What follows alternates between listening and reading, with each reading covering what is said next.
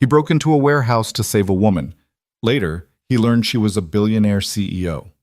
What started as one desperate night in the rain became a collision between two worlds that should never have met. This is a story about courage, redemption, and the moment when doing the right thing changes everything. Stay with me until the end to see how this unfolds, and comment with your city name so I can see how far this story travels across the world. The rain came down like God himself was trying to wash the sins off the industrial district. But Ryan Hale knew better. Some stains don't come out, no matter how hard the sky cries. He stood in the doorway of his garage, Hale's Auto Repair, watching the water turn the cracked asphalt into a river of oil and regret. It was past midnight on a Tuesday, which meant the world had mostly given up and gone to bed. But not Ryan. Sleep was something other people did, people who didn't wake up at 3 in the morning reaching for someone who wasn't there anymore. He pulled the collar of his worn jacket tighter against his neck and reached for the pull chain on the garage door. The metal rattled and groaned as it descended, the sound swallowed almost immediately by the downpour. His truck sat in the lot, a 2008 Ford F-150 that had seen better days but still ran like a dream because Ryan Hale fixed what was broken. It was what he did. It was all he knew how to do anymore. The firefighter thing, that was another life. 5 years ago, he'd worn the uniform with pride, ran into burning buildings while everyone else ran out, saved lives, and made his daughter think he was a superhero. Then came the warehouse fire on 5th and Madison. Then came the collapse. Then came the funerals. 3 of his brothers didn't make it out. Ryan did. But he left something in those flames that he never got back. Some people called it courage. He called it the ability to sleep through the night. So now he fixed cars, changed oil, replaced brake pads, listened to engines instead of screams. It was quieter this way. Safer. His daughter Emma got to keep her dad, even if that dad was a shadow of who he used to be. 7 years old and too smart for her own good, she was spending the week with her grandmother upstate, which meant Ryan had the apartment above the garage all to himself. Just him. A bottle of whiskey he kept promising himself he wouldn't open, and the sound of rain that wouldn't stop. He was 3 steps toward his truck when he heard it. A scream. Distant, muffled, barely there, but unmistakable. The kind of sound that turns your blood to ice water and makes your heart forget how to beat for just a second. Ryan froze, rain already soaking through his jacket, his hand still on his keys. For a moment, he thought maybe he'd imagined it. God knows his mind played tricks on him these days. Phantom sounds, ghost memories, the echo of voices calling for help that he'd never been able to answer fast enough. But then it came again, sharper this time, desperate. A woman's voice, raw with terror, cutting through the storm like a knife. Ryan's head snapped toward the sound, east, maybe 100 yards. The old Riverside warehouse, a massive concrete tomb that used to be a textile factory before the company went under in the 90s. Now it was just another corpse in a district full of them, windows boarded up, chain link fence falling apart. No trespassing signs that nobody bothered to read.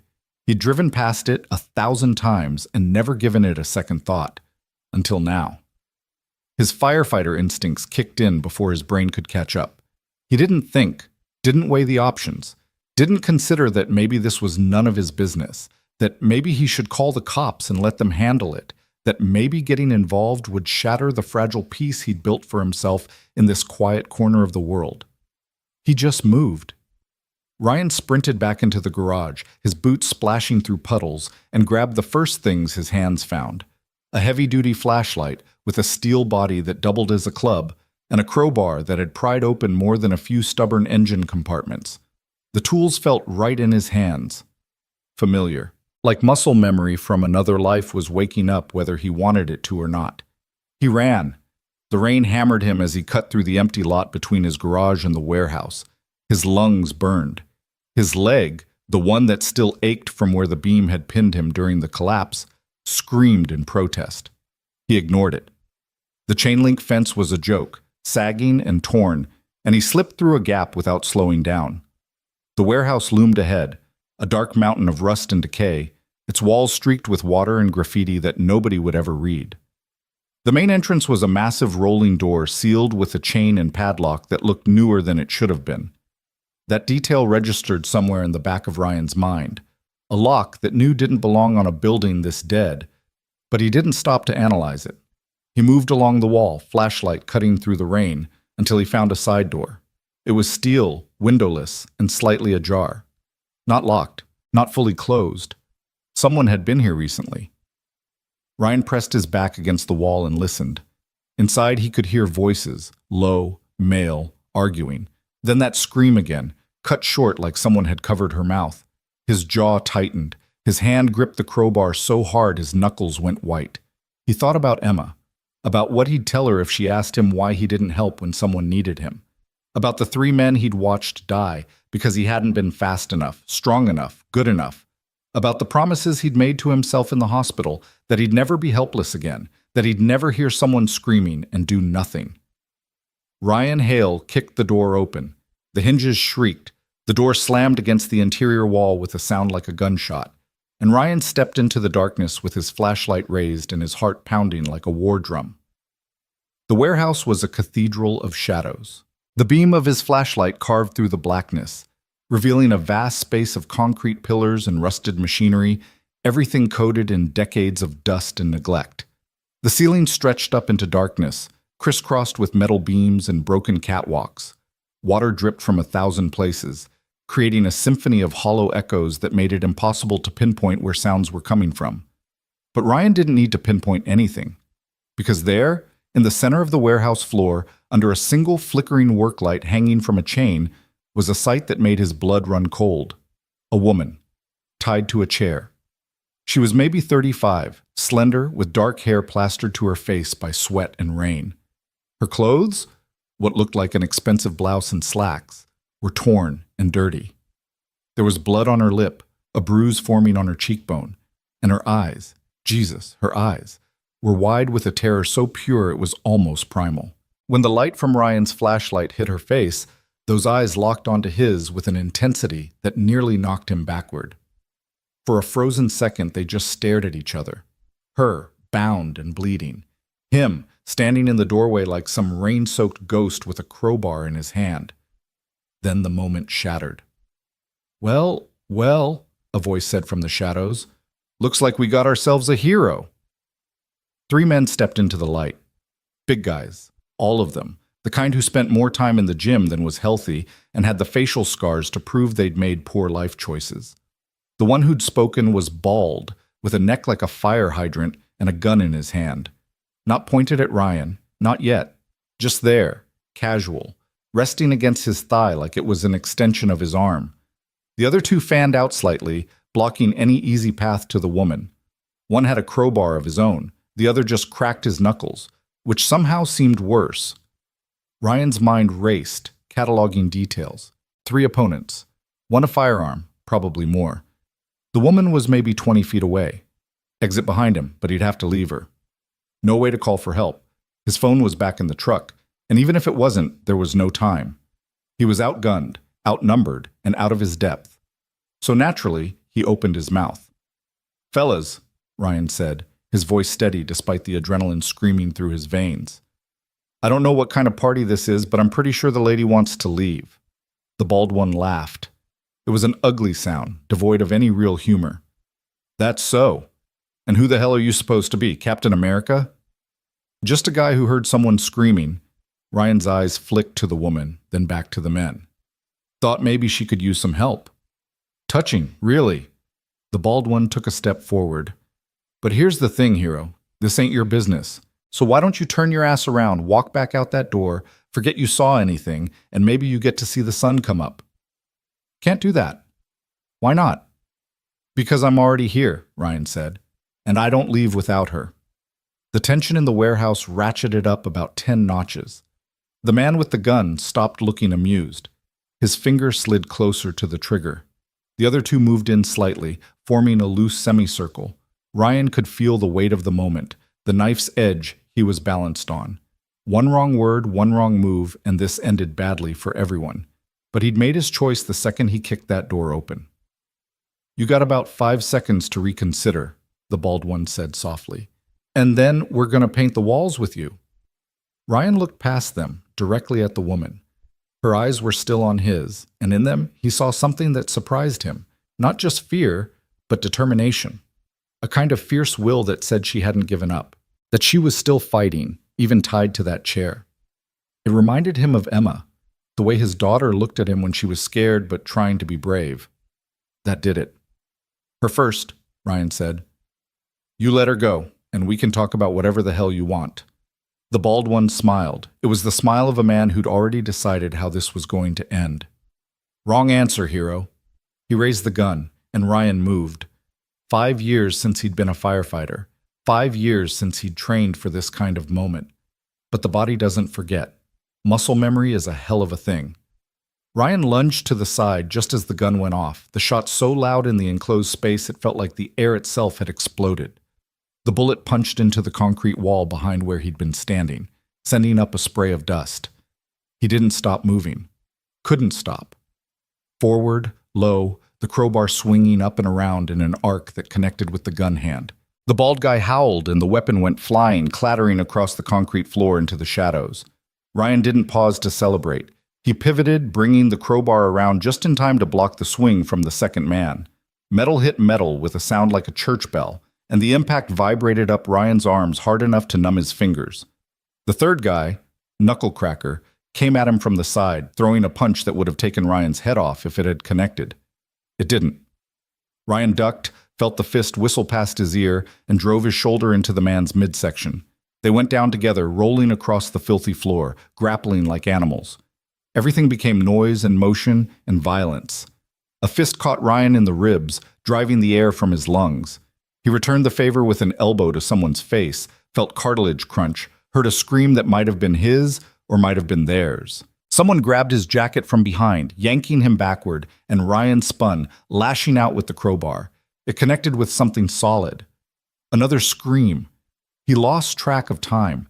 Could have been 30 seconds, could have been 5 minutes. Pain bloomed in a dozen places. His knuckles split open, his lip bleeding, something wrong with his ribs on the left side. But he didn't stop. Couldn't stop. Because somewhere in the chaos, he could hear the woman screaming his name. No, not his name. She didn't know his name. Just screaming, "Help! Behind you!" And that was enough. Ryan whirled, saw the bald guy lunging for the gun where it had fallen, and knew he was out of time. He threw the crowbar. It spun end over end, a tumbling silhouette in the dim light, and caught the bald guy square in the shoulder blade.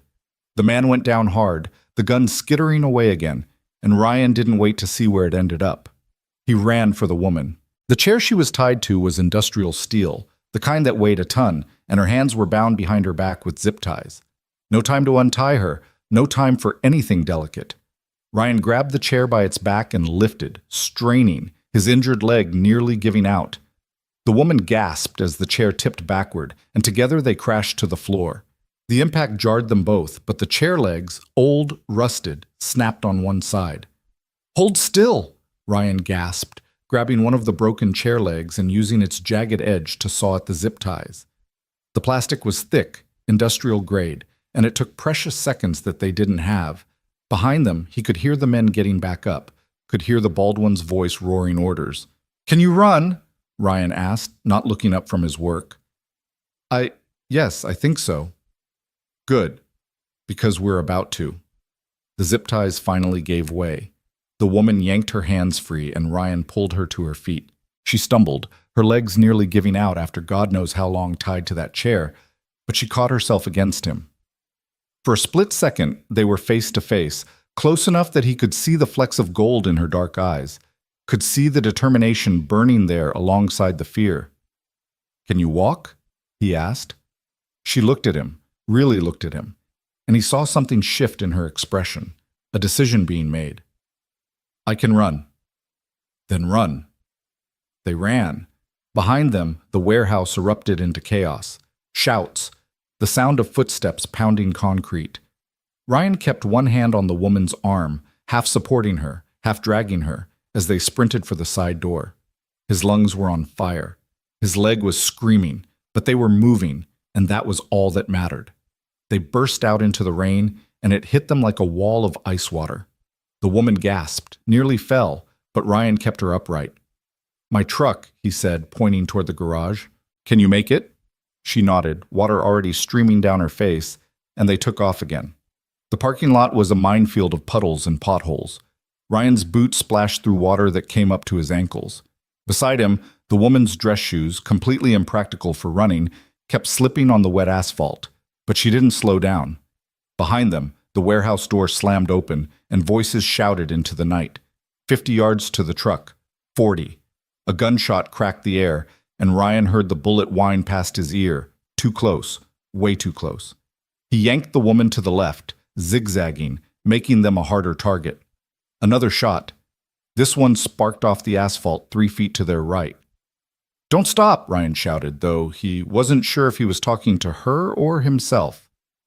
30 yards. 20. The F-150 sat in the lot exactly where he'd left it, a beautiful sight covered in rain and rust. Ryan fumbled for his keys, nearly dropped them, managed to hit the unlock button. The lights flashed. The doors clicked open. "Get in!" The woman threw herself into the passenger seat while Ryan vaulted over the hood. His action movie days were definitely behind him, but adrenaline did wonderful things and landed hard on the driver's side. He jammed the key into the ignition, and the engine roared to life with a sound that was the most beautiful thing he'd ever heard. Another gunshot. This one punched through the rear window, spiderwebbing the glass but not breaking through. The woman screamed. Ryan threw the truck into reverse and floored it. They shot backward across the parking lot, tires spinning, engine howling. Ryan cranked the wheel hard, executed a turn that would have made his driving instructor weep, and slammed the transmission into drive. The truck lurched forward. He aimed them toward the street, toward the exit, toward anywhere that wasn't here. A figure appeared in front of them, the bald guy, gun raised, face twisted with rage. For a frozen instant, Ryan thought he was going to have to make a choice he didn't want to make. But at the last second, the man dove aside and the truck blew past him, hitting the street with a jolt that made both of them bounce in their seats. Ryan didn't let up on the gas. They rocketed down the empty street, the industrial district blurring past them, rain hammering the windshield so hard the wipers could barely keep up. He took the first turn, then the second, then a third, zigzagging through neighborhoods he knew by heart until he was absolutely certain no one was following them. Only then did he ease off the gas. Only then did he let himself breathe. They drove in silence for a long moment, the only sounds the rain and the engine and their own ragged breathing. Ryan's hands were shaking on the wheel. The adrenaline was draining out of him, leaving behind a hollow, trembling exhaustion that made him feel like he'd aged 10 years in the last 10 minutes. Beside him, the woman was pressed back against the passenger seat, arms wrapped around herself, shaking. Her hair was plastered to her face. Her clothes were soaked through. Blood still marked her lip, and the bruise on her cheek was darkening. But she was alive. They were both alive. "You okay?" Ryan asked, his voice rough. She didn't answer right away, just stared at him with those intense eyes, like she was trying to figure out if he was real. Finally, she nodded. "I think so. Yes. Thank you. Her voice cracked. She pressed her hands to her face. "God, I thought they were going to—" Hey, it's okay." Ryan reached over, awkward, and touched her shoulder. "You're safe now, I promise. They're not going to touch you." She looked at him through her fingers, and he saw tears mixing with the rain on her face. "You don't understand. You have no idea who they are, what they're capable of." Something in her voice made Ryan's stomach tighten. "Who are they?" "It doesn't matter. They'll come after me. They'll find me." "Not tonight, they won't." Ryan checked the rearview mirror again. Nothing but empty street and rain. "Look, we need to get you to a hospital, get you checked out, and we need to call the police." "No!" The word came out sharp, almost panicked. "No police. Not yet." Ryan frowned. "Lady, I don't know what's going on here, but those guys just tried to kill us. We need to—" "Please." She grabbed his arm, her grip surprisingly strong. "Just not yet. Take me somewhere safe. Anywhere. I need to think. I need to—" She broke off, her breathing accelerating toward panic. Ryan had seen enough trauma in his firefighter days to recognize the signs. Shock, adrenaline crash, the moment when the brain finally catches up to what the body just survived. He pulled the truck over to the side of the road, put it in park, and turned to face her fully. "Listen to me," he said, keeping his voice calm, steady. "My name is Ryan. Ryan Hale. You're safe. I'm not going to let anything happen to you, but I need you to breathe for me, okay? In through your nose, out through your mouth. Can you do that?" She stared at him, then nodded. Her breathing was ragged, but she tried to follow his instructions. In, out, in, out. Slowly, the panic in her eyes receded. "Good," Ryan said. "That's good. Now, I'm going to take you to my place. It's just an apartment above my garage. Nothing fancy, but it's warm and dry, and no one knows about it. You can clean up. We can figure out what to do next. Sound okay?" She nodded again, not trusting her voice. "Okay." Ryan put the truck back in gear. "Hold on." They drove through the rain-soaked city, taking the long way around, doubling back twice to make sure no one was tailing them. Ryan's neighborhood was working class, the kind of place where people minded their own business and didn't ask too many questions. His garage sat on a corner lot, a squat brick building with his apartment on the second floor. He pulled the truck into the garage bay, killed the engine, and hit the button to close the door behind them. The sudden silence was deafening. "Come on," Ryan said softly. "Let's get you inside." He helped her out of the truck, she was still unsteady on her feet, and guided her to the stairs in the back of the garage. His apartment was small, just a living room, kitchen, bedroom, and bathroom, but it was clean and warm.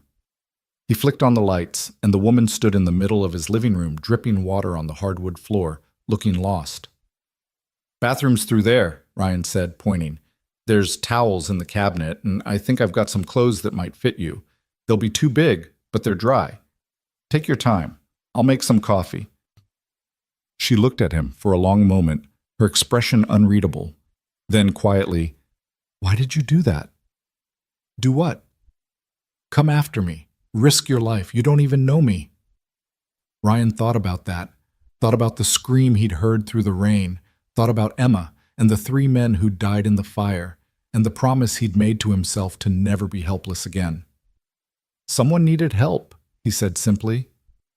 "What else was I supposed to do?"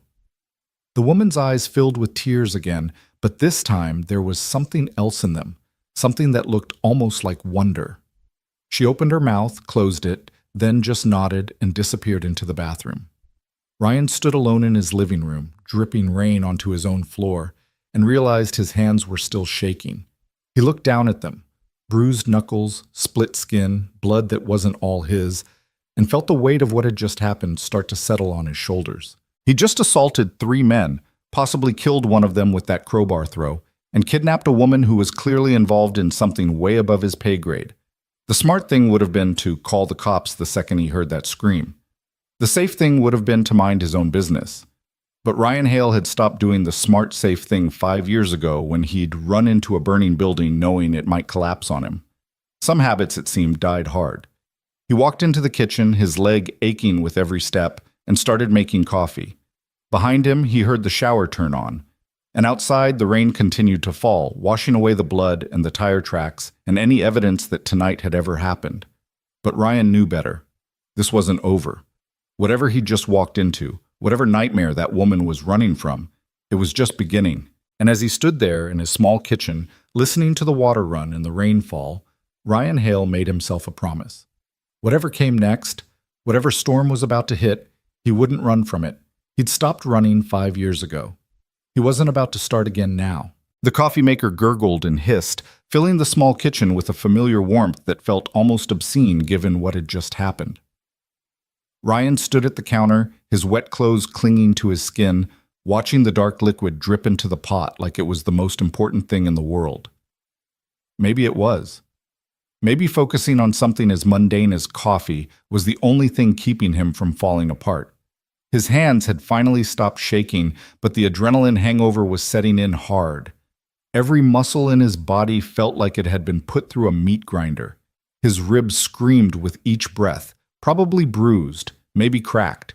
The cut on his knuckles had stopped bleeding, but it throbbed in time with his heartbeat. And his leg, the one that never quite healed right after the collapse, felt like someone had driven railroad spikes through the bone. But he was alive. They were both alive. That had to count for something. The shower shut off. Ryan heard movement in the bathroom, the sound of cabinet doors opening and closing, and he realized he should probably change too. He was leaving puddles everywhere he walked, and his clothes smelled like rain and concrete dust and violence. He grabbed 2 mugs from the cabinet, poured coffee into both, and headed for his bedroom. 5 minutes later, he emerged in dry jeans and a faded navy t-shirt that had belonged to his father. His wet clothes were in a heap on the bathroom floor, and he'd done his best to clean the blood off his hands and face. The man staring back at him from the mirror had looked like a stranger. Hard eyes, jaw tight, the kind of expression he hadn't seen on his own face since his firefighting days. It was unsettling how quickly it all came back, how easily he'd slipped back into that version of himself. The woman was standing in his living room when he returned, and for a second, Ryan forgot how to breathe. She'd changed into the clothes he'd left for her, an old flannel shirt that hung past her hips and a pair of his sweatpants that she'd had to roll up several times. Her hair was damp but no longer plastered to her face, and she'd scrubbed away most of the dirt and blood. The bruise on her cheek stood out starkly against her pale skin, and there was still fear in her eyes, but something else too. A kind of steel underneath the shock.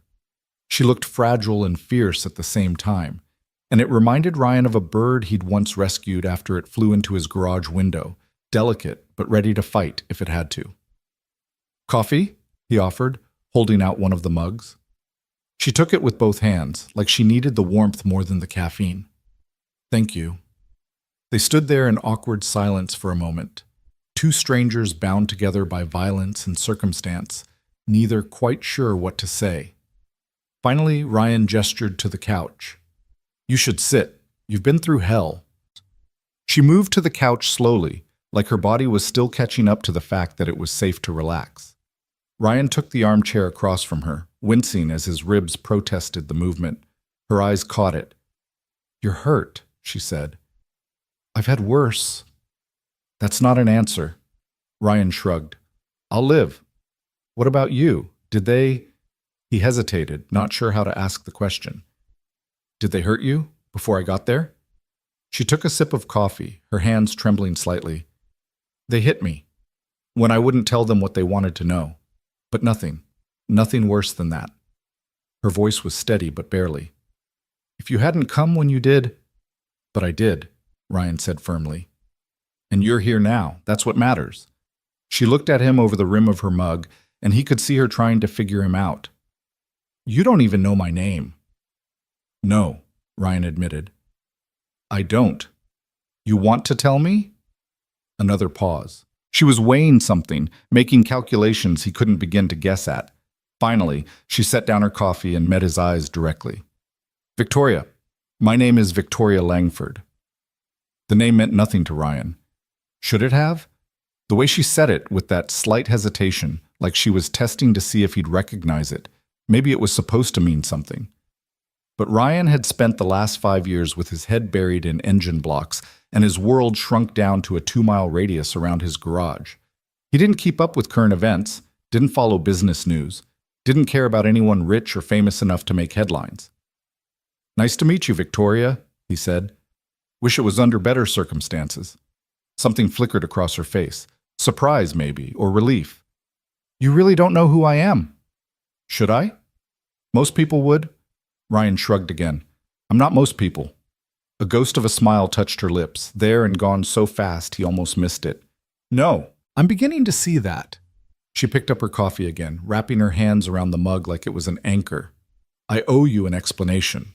"You don't owe me anything." "I do. You saved my life. You have a right to know what you walked into."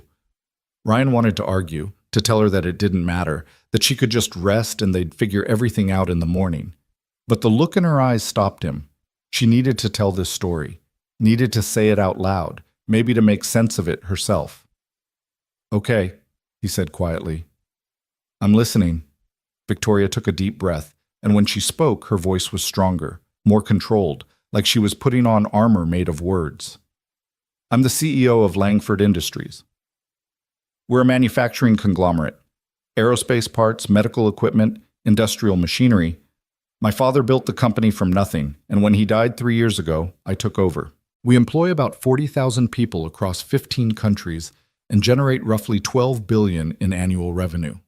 Ryan let out a low whistle.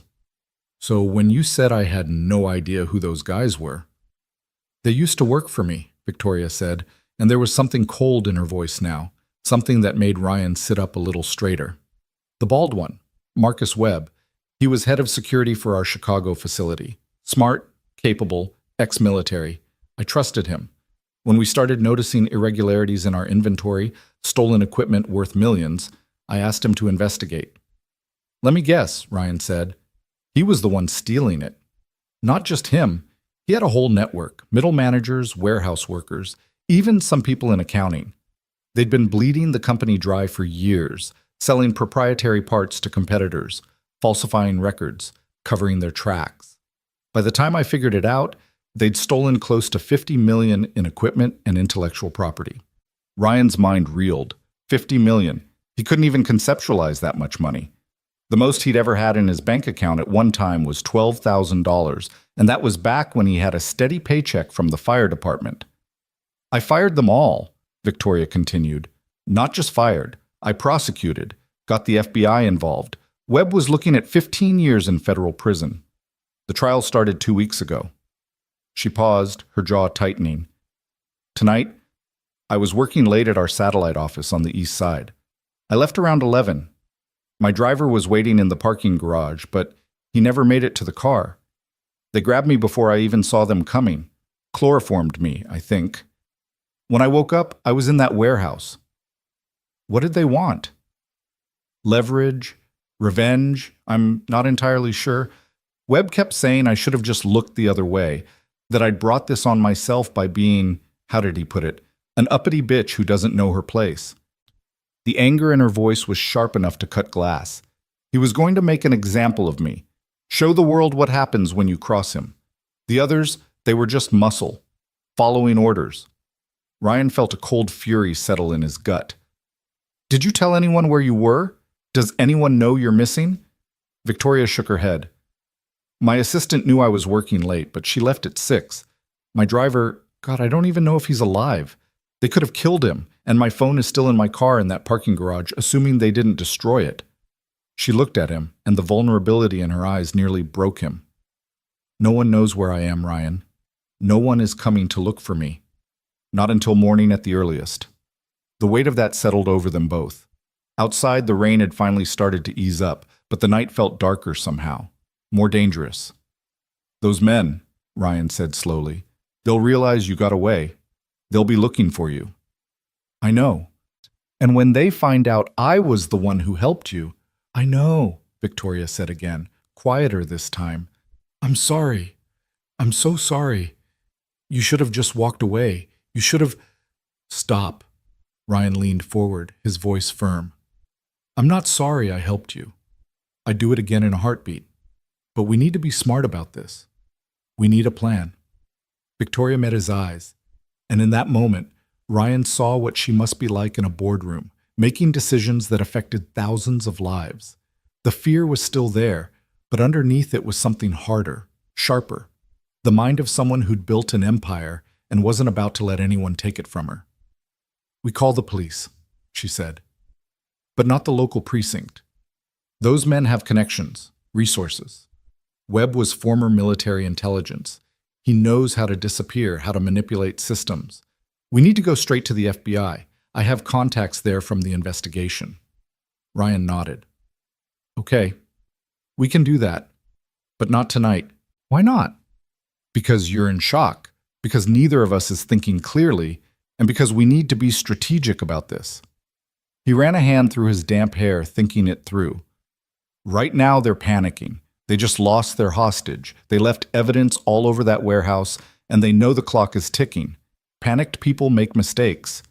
If we go to the FBI tonight, sure, they'll protect you. But Webb and his guys will scatter. They'll disappear into the wind, and you'll spend the rest of your life looking over your shoulder. Victoria's eyes narrowed. What are you suggesting? I'm suggesting we let them think they still have a chance, let them make more mistakes. Then we bring in the cavalry with enough evidence to put them away for good. That's risky. Life's risky, Ryan said. But you hired me the second you screamed for help. Now let me do my job. She stared at him for a long moment, and he could see her turning it over in her mind, weighing probabilities and outcomes with the same precision she probably used to make business decisions. Finally, she nodded. Okay, but I have one condition. Name it. If this goes wrong, if they find us, you run. You get out and you save yourself. You have a daughter to think about. Ryan felt his chest tighten. How did you... Victoria gestured to the living room and Ryan followed her gaze. There, on the bookshelf next to the TV, was a framed photo of Emma. 7 years old, gap-toothed smile, holding up a drawing she'd made of the two of them. He'd forgotten it was there. It was such a permanent fixture in his life that he didn't even see it anymore. She's beautiful, Victoria said softly. She needs her father. She does, Ryan agreed. But right now, you need someone too. And I don't run. Not from this, not from anything. The conviction in his voice surprised even him. But it was true. For 5 years he'd been running, from his past, from his pain, from the man he used to be. Tonight, kicking down that warehouse door, fighting those men, saving Victoria, it was the first time in half a decade that he'd felt like himself again. Like the version of Ryan Hale who'd worn the uniform and run into burning buildings and believed he could make a difference. He wasn't about to give that up. Victoria's expression softened. You're a good man, Ryan Hale. I'm really not. Yes, she said firmly. You are. And I'm going to make sure you don't regret helping me. Before Ryan could respond, his phone rang. The sound was so sudden and jarring in the quiet apartment that they both jumped. Ryan pulled it from his pocket, checked the screen, and felt his stomach drop. Emma. No, not Emma. His mother-in-law, Linda, calling from Emma's phone. At 1 a.m. His hands went numb. I have to take this. Victoria nodded, her face pale, and Ryan answered. Linda? What's wrong? Is Emma okay? Ryan, thank God. Linda's voice was tight with worry. Emma's fine, she's fine, but something happened. A man came to the house about an hour ago. He said he was looking for you, that it was urgent. I told him you weren't here, and he left, but Ryan, he scared me. The way he looked at Emma when she came to the door. Ryan's blood turned to ice. What did he look like? Big, bald. He had a scar on his neck. She paused. Ryan, what's going on? Who was that man? Marcus Webb. They'd found him. They'd found his home. And they'd found his daughter. Ryan's vision tunneled. The phone felt like it weighed 1,000 pounds. Across from him, Victoria had gone completely still, her eyes wide with horror because she could see it on his face, could see the exact moment his world shattered. Linda, Ryan said, and his voice was someone else's, cold, controlled, deadly calm. I need you to listen to me very carefully. Lock all the doors and windows. Don't let anyone in. Don't answer the phone unless it's me. I'm coming to get Emma right now. Ryan, you're scaring me. Good. Be scared. And keep my daughter safe until I get there. He hung up before she could respond, his mind already racing through logistics. Linda's house was upstate, about 2 hours away on a good night. In this weather, with his truck's broken rear window and the very real possibility that Webb's people were watching the roads, 3 hours, maybe more. 3 hours was an eternity. Ryan, Victoria's voice cut through his spiral. We need to call the FBI, right now. They can protect your daughter. I can protect my daughter, Ryan snapped, then immediately regretted it when he saw her flinch. He took a breath, forced himself to think. You're right, we need help. But first, I need to move you somewhere safe. Forget about me. I'm not going to forget about you. They went after my daughter because of you, because I helped you. Which means they'll come back for you too. Ryan stood, ignoring the protest from his ribs. I have a friend, Pete, runs a motel about 20 miles from here. Doesn't ask questions, doesn't keep records on computers. I can get you there, get you hidden, then go get Emma and bring her back. Once we're all together, we call in the FBI and end this. Victoria stood too, and despite being 5 inches shorter and dressed in his oversized clothes, she somehow looked formidable. Absolutely not. You're not leaving me in a motel while your daughter is in danger. We go together. That's not negotiable? She stepped closer, her voice sharp with authority. Ryan, you saved my life tonight. You risked everything for a complete stranger. The least I can do is be there when you need backup. Besides, she added, something almost like a smile touching her lips, I'm the one they're after. If they find me with you, maybe they'll leave your daughter alone. Or maybe they'll kill us all. Then we'd better make sure they don't find us. Ryan wanted to argue, wanted to put her in his truck, drive her to Pete's motel, lock her in a room, and throw away the key. But the look in her eyes told him that wasn't going to happen. Victoria Langford hadn't become a billionaire CEO by backing down when things got dangerous. And God help him, he understood that. Fine, he said, but when I say run, you run. When I say hide, you hide. You follow my lead, no questions, no arguments. Deal? Deal. They moved fast after that. Ryan grabbed his keys, a baseball bat from the hall closet he'd given away his crowbar at the warehouse, and the emergency go bag he'd kept from his firefighting days. Water bottles, first aid kit, flashlights, energy bars. The kind of thing you hoped you'd never need but couldn't afford to be without. Victoria found a jacket, one of his old department-issued coats, way too big for her, and pulled it on. She looked ridiculous and determined and scared and brave all at once. Ready? Ryan asked. No, but let's go anyway. They descended the stairs to the garage, and Ryan's mind was already 3 steps ahead, planning routes and contingencies. If Webb's people were smart, they'd be watching the main highways. So they'd stick to back roads, maybe cut through. He stopped. His truck sat in the garage exactly where he'd left it. But something was wrong. The air felt different, thicker. Ryan? Victoria whispered. He held up a hand for silence, listening. There. A shuffle of movement from the far corner near the tool cabinets. Someone was here, someone was waiting. Ryan's grip tightened on the baseball bat. Beside him, Victoria pressed against his back, and he could feel her rapid breathing. Every instinct screamed at him to protect her, to put himself between her and whatever danger was lurking in his own garage. I know you're there, Ryan called out, his voice echoing off the concrete walls. Come out where I can see you. For a moment, nothing. Then, slowly, a figure emerged from the shadows near the workbench. It wasn't Marcus Webb. It was the third man from the warehouse, Knucklecracker, the one Ryan had fought hand to hand. His face was a mess, nose clearly broken, one eye swollen shut. Blood caked his shirt. And in his hand was a knife, 8 inches of steel that caught the fluorescent light and gleamed with violent promise. You broke my fucking nose, the man said, his words slurred by pain and rage. Ryan pushed Victoria behind him. Yeah, well, you tried to kill me. I'd say we're even. Not even close. The man took a step forward, favoring his left leg. Ryan had hurt him, but not enough. Not nearly enough. Webb wants the woman. You give her to me. Maybe I let you live. Maybe you get to see your little girl again. The mention of Emma sent a spike of pure fury through Ryan's chest. You go near my daughter, and I will end you. That's not a threat. That's a promise. The man laughed, a wet, ugly sound. Big talk for a guy with a baseball bat. I got a knife, and Webb's got your address. Face it, hero, you lost. Maybe.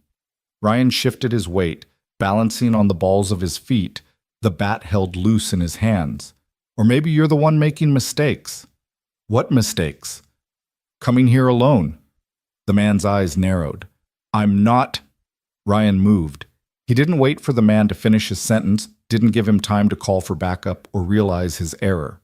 Ryan closed the distance in 3 long strides and swung the bat in a controlled arc aimed not for the head, but for the knife hand. Wood connected with bone with a crack that made Victoria gasp. The knife clattered to the concrete floor. The man howled and lunged, but Ryan was already moving again, using momentum and physics instead of strength.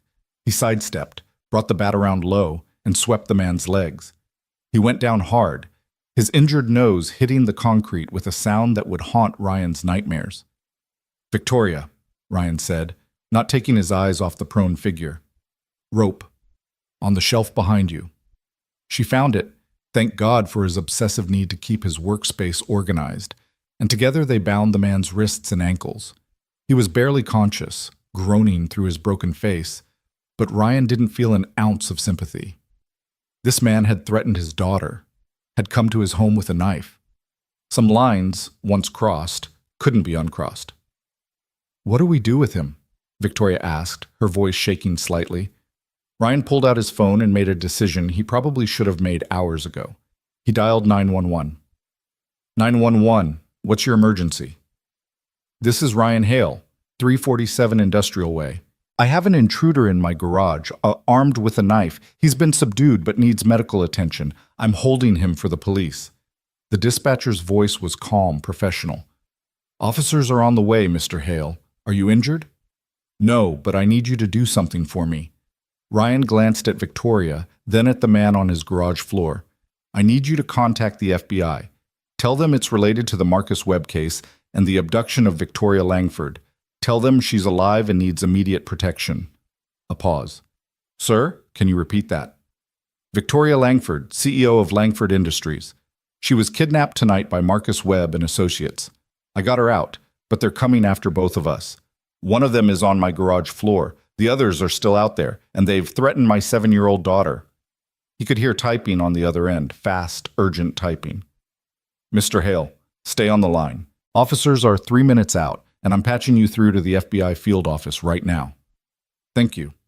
Ryan looked at Victoria, who was staring at him with an expression somewhere between shock and admiration. I thought you wanted to wait, she said. That was before they went after Emma. Ryan's voice was hard. Now I'm going to make sure they never threaten anyone I care about ever again. The next 3 minutes stretched into hours. Ryan stayed on the line with the FBI, giving them everything: the warehouse location, descriptions of Webb and his accomplices, the names Victoria provided from her investigation, the make and model of the vehicles he'd seen in the parking lot. He held nothing back. When the police arrived, 3 squad cars, lights flashing, they found Ryan and Victoria sitting on his truck's tailgate, the bound man groaning nearby, and a story that sounded too crazy to be true. But the FBI agent who arrived 15 minutes later, a sharp-eyed woman named Martinez who'd worked Victoria's original case, confirmed every word. Ms. Langford, Martinez said, her relief evident. Thank God you're alive. We've had every available agent looking for you since your driver called in the kidnapping 4 hours ago. Victoria blinked. 4 hours? But I told you, no one knew. Your driver is former Secret Service. When you didn't show up at the car within 2 minutes of your scheduled departure time, he initiated emergency protocols.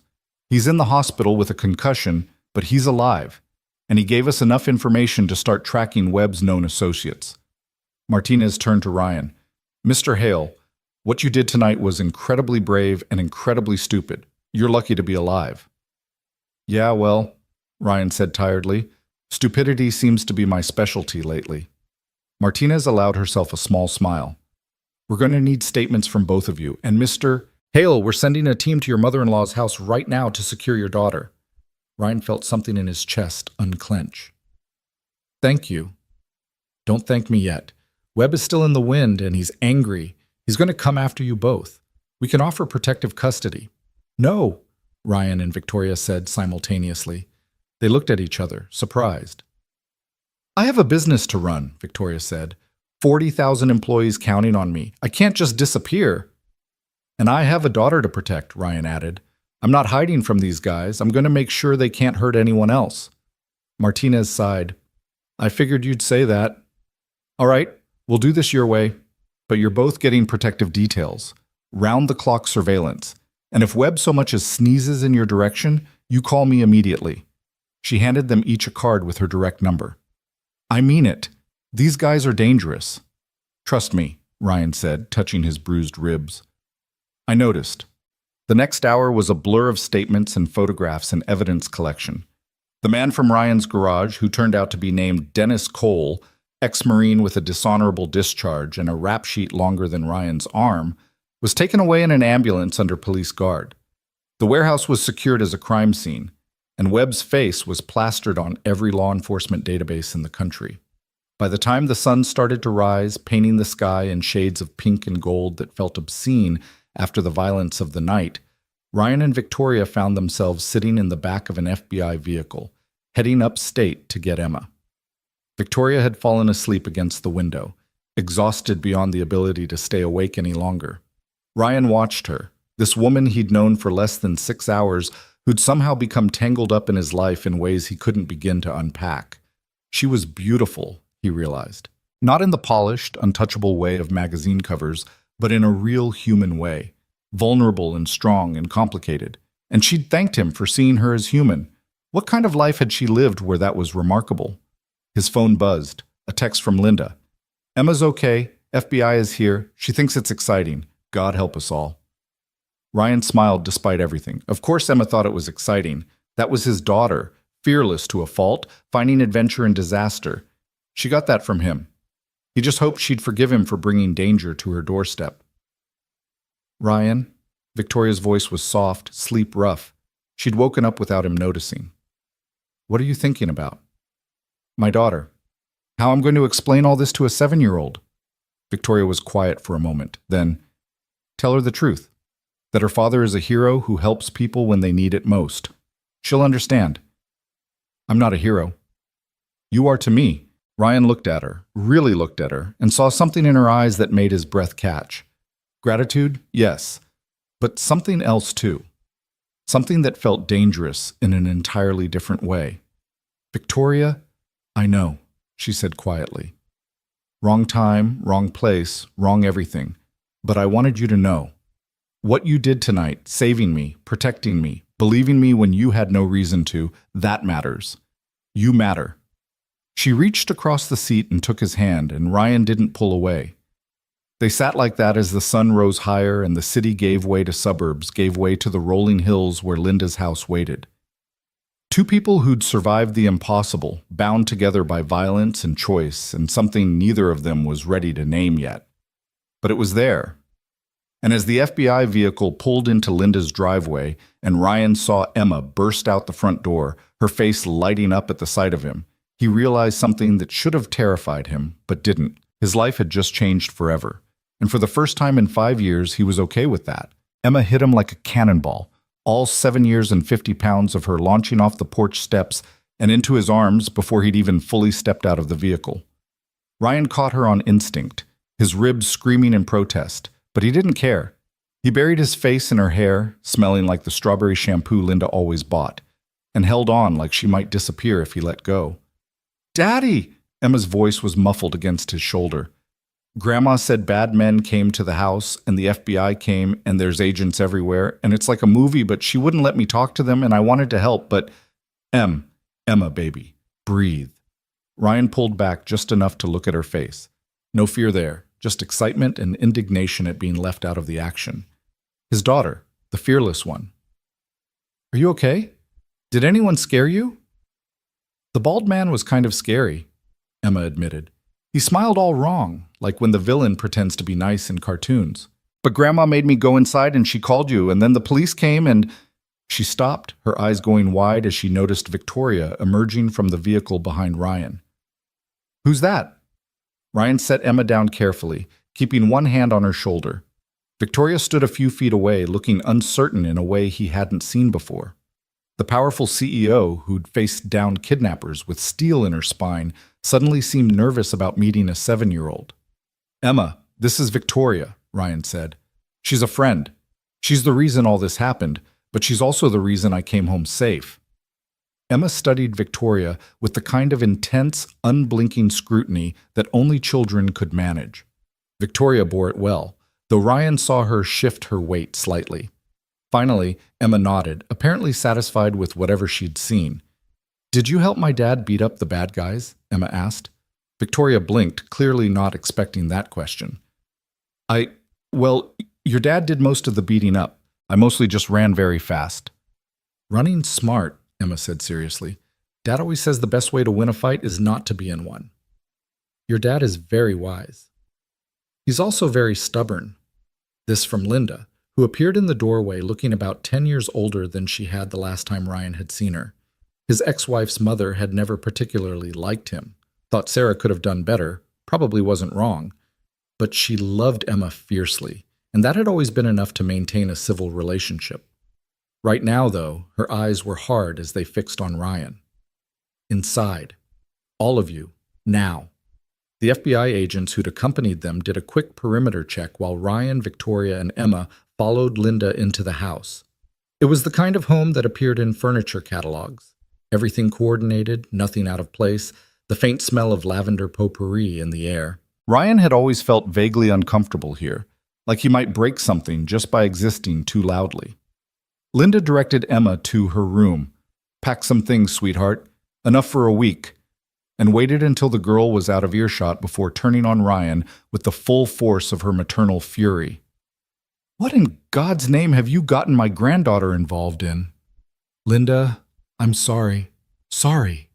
Her voice cracked like a whip. "Men with guns came to my house, Ryan. My house.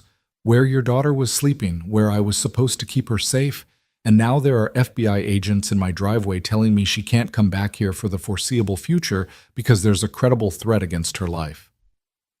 I know, and if you say you're sorry one more time, I swear to God." Linda pressed her fingers to her temples, breathing hard. "Sarah would be devastated. Do you understand that? Her baby girl in danger because you decided to play hero." The mention of Sarah, his ex-wife, Emma's mother, dead 3 years from cancer that had eaten through her too fast for medicine to stop, hit Ryan like a physical blow.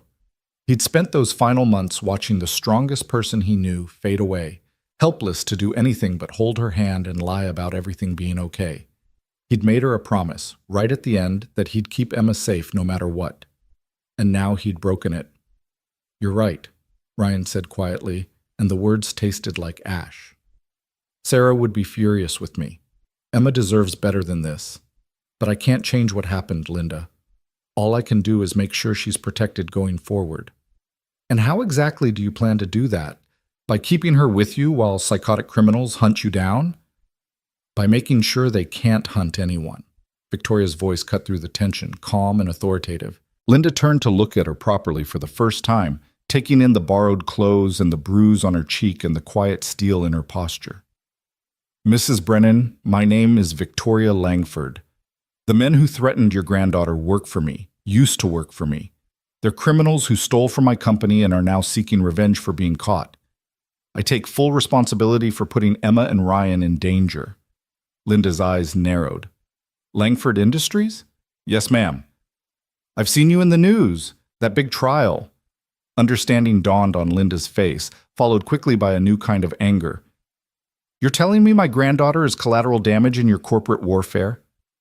"I'm telling you that I will use every resource at my disposal to ensure she stays safe," Victoria said firmly. "Money, lawyers, private security, whatever it takes. The men responsible will be caught and prosecuted. Ryan saved my life last night, and I intend to spend the rest of mine making sure he doesn't regret it." The two women stared at each other, and Ryan had the distinct feeling he was watching something he didn't fully understand. Some kind of communication that happened without words, the way his firefighter crew used to be able to read each other in the middle of a blaze. Finally, Linda nodded once, sharp. "There's a safe house," she said, addressing Ryan now. "FBI offered to move us all there until this is resolved. Emma and I would go to one location, you and Miss Langford to another." "No," Ryan shook his head. "Emma stays with me." "Ryan, she stays with me, Linda. I'm her father. I'm not shipping her off while I deal with this. She's already lost her mother. She's not losing me too, even temporarily. You're putting her in more danger." "I'm keeping her where I can protect her." Ryan's voice was firm. "The FBI can secure wherever we're staying. But Emma and I don't separate. That's non-negotiable." Linda looked like she wanted to argue, but something in Ryan's expression must have convinced her it would be pointless. She sighed, suddenly looking very tired. "Fine, but I'm staying close. If anything happens to that little girl—" "It won't," Ryan and Victoria said simultaneously. Linda glanced between them, something unreadable flickering across her face. "Right. Well, I'll go help Emma pack." She disappeared down the hallway, leaving Ryan and Victoria alone in the too-perfect living room. Ryan sank onto the couch, exhaustion finally catching up with him. Every muscle ached. His ribs were definitely cracked, and his brain felt like it had been put through a blender. Victoria sat beside him, maintaining a careful distance. "You didn't have to take responsibility like that," Ryan said. What happened isn't your fault. Isn't it? Victoria's voice was quiet. I'm the one who pushed for prosecution. I could have just fired them, let them disappear. But I wanted justice. I wanted them to pay for what they'd stolen. She laughed bitterly. Turns out justice has a price tag I didn't anticipate. They stole $50 million and God knows how much in trade secrets. You did the right thing. Did I? Because right now, a 7-year-old girl can't sleep in her own home because of choices I made. Ryan turned to look at her.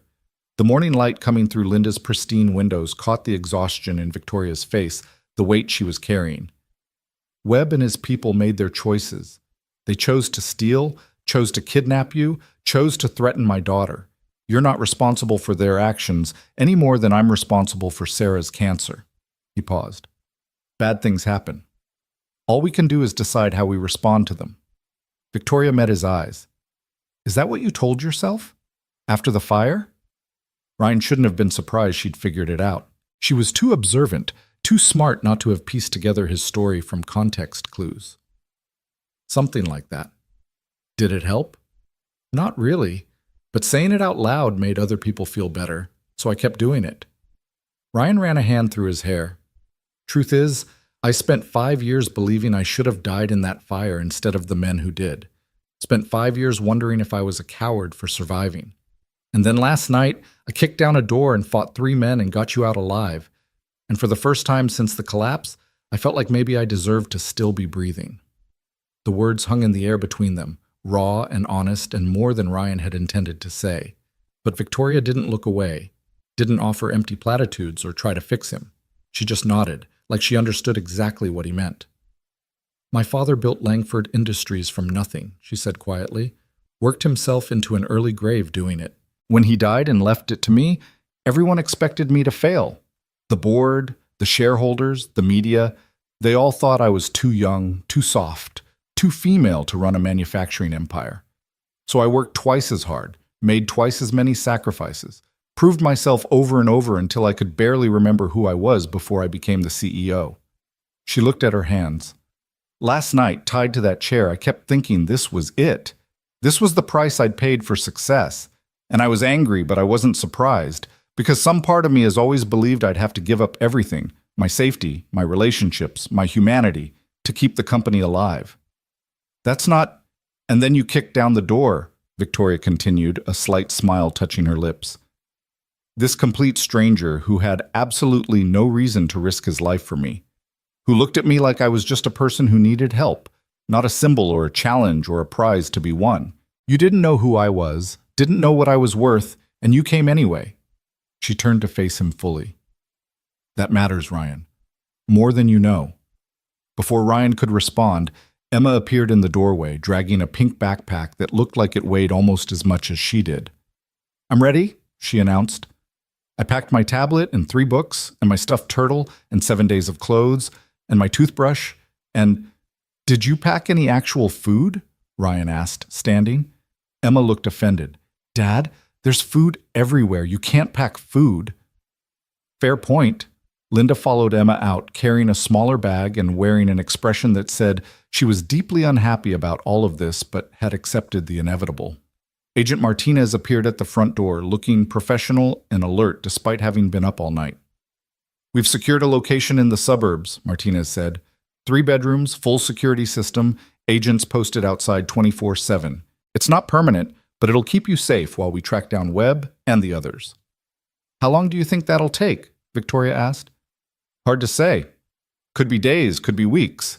Webb has resources and experience. He won't be easy to find. Martinez's expression was grim. But we will find him. These guys always make mistakes when they're desperate. They made the move in a convoy of black SUVs that screamed federal agents here to anyone paying attention.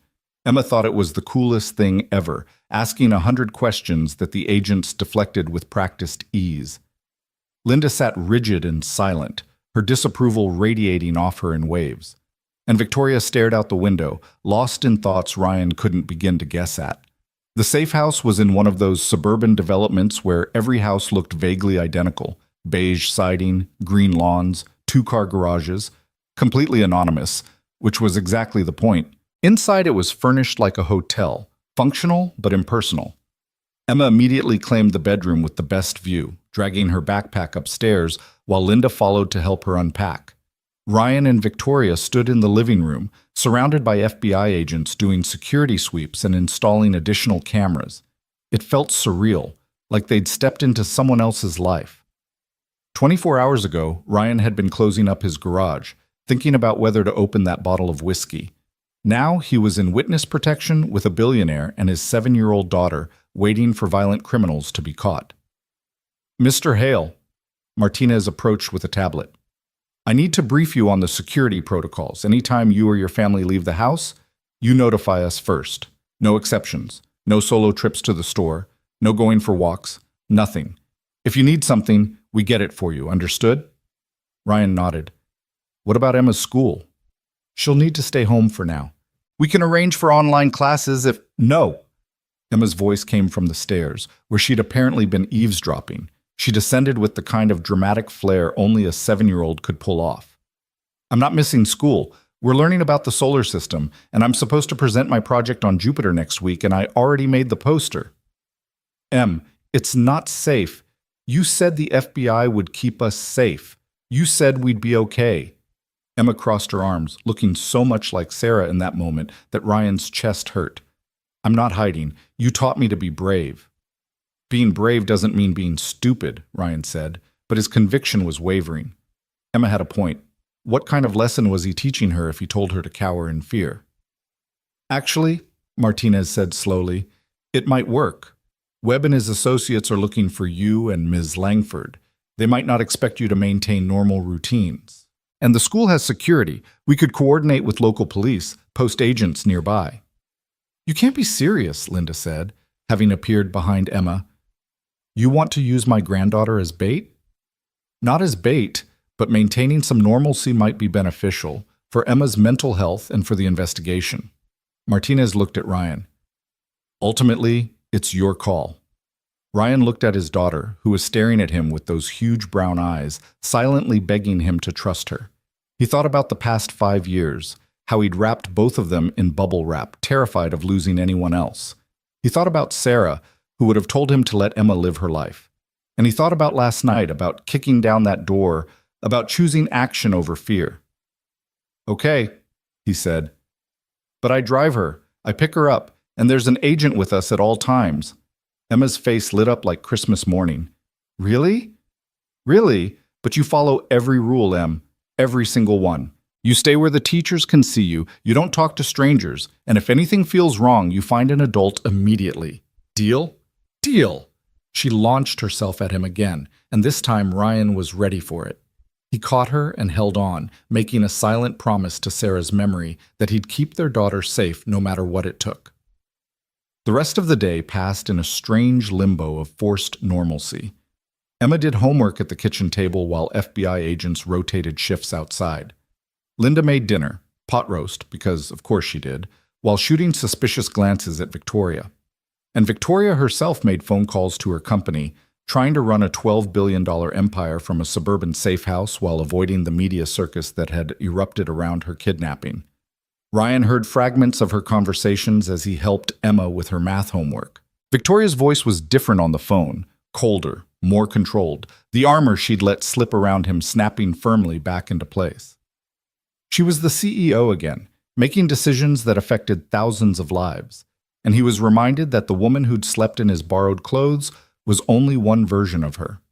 It was disorienting. Night fell. Emma went to bed after extracting promises that she could really, truly go to school tomorrow. Linda retired to her room, still radiating disapproval. And Ryan found himself alone with Victoria in the living room, the house quiet except for the occasional radio chatter from the agents outside. You should rest, Victoria said. She was curled up in the corner of the couch, still in his oversized clothes, looking small and tired. You've been up for over 30 hours. So have you. I'm used to it. Running a company means you learn to function on no sleep. She smiled faintly, though usually the exhaustion comes from board meetings, not being kidnapped. Ryan sat in the chair across from her. Can I ask you something? Anything? Why didn't you get married? Have kids? You're what, 35? Successful, smart, beautiful? He caught himself. Sorry, that was inappropriate. No, it's fine. It's a fair question. Victoria pulled her knees up to her chest, looking younger than her years. I was engaged once. His name was David. We met in business school, fell in love, planned this whole future together. But after my father died and I took over the company, everything changed. I was working 100 hours a week, traveling constantly, making impossible decisions. David wanted me to step back, let someone else run things, prioritize our relationship. She paused. I couldn't do it. The company was my father's legacy. 40,000 employees counted on me. So David left, and I told myself it was for the best, that some people are meant for love and family, and others are meant for different kinds of success.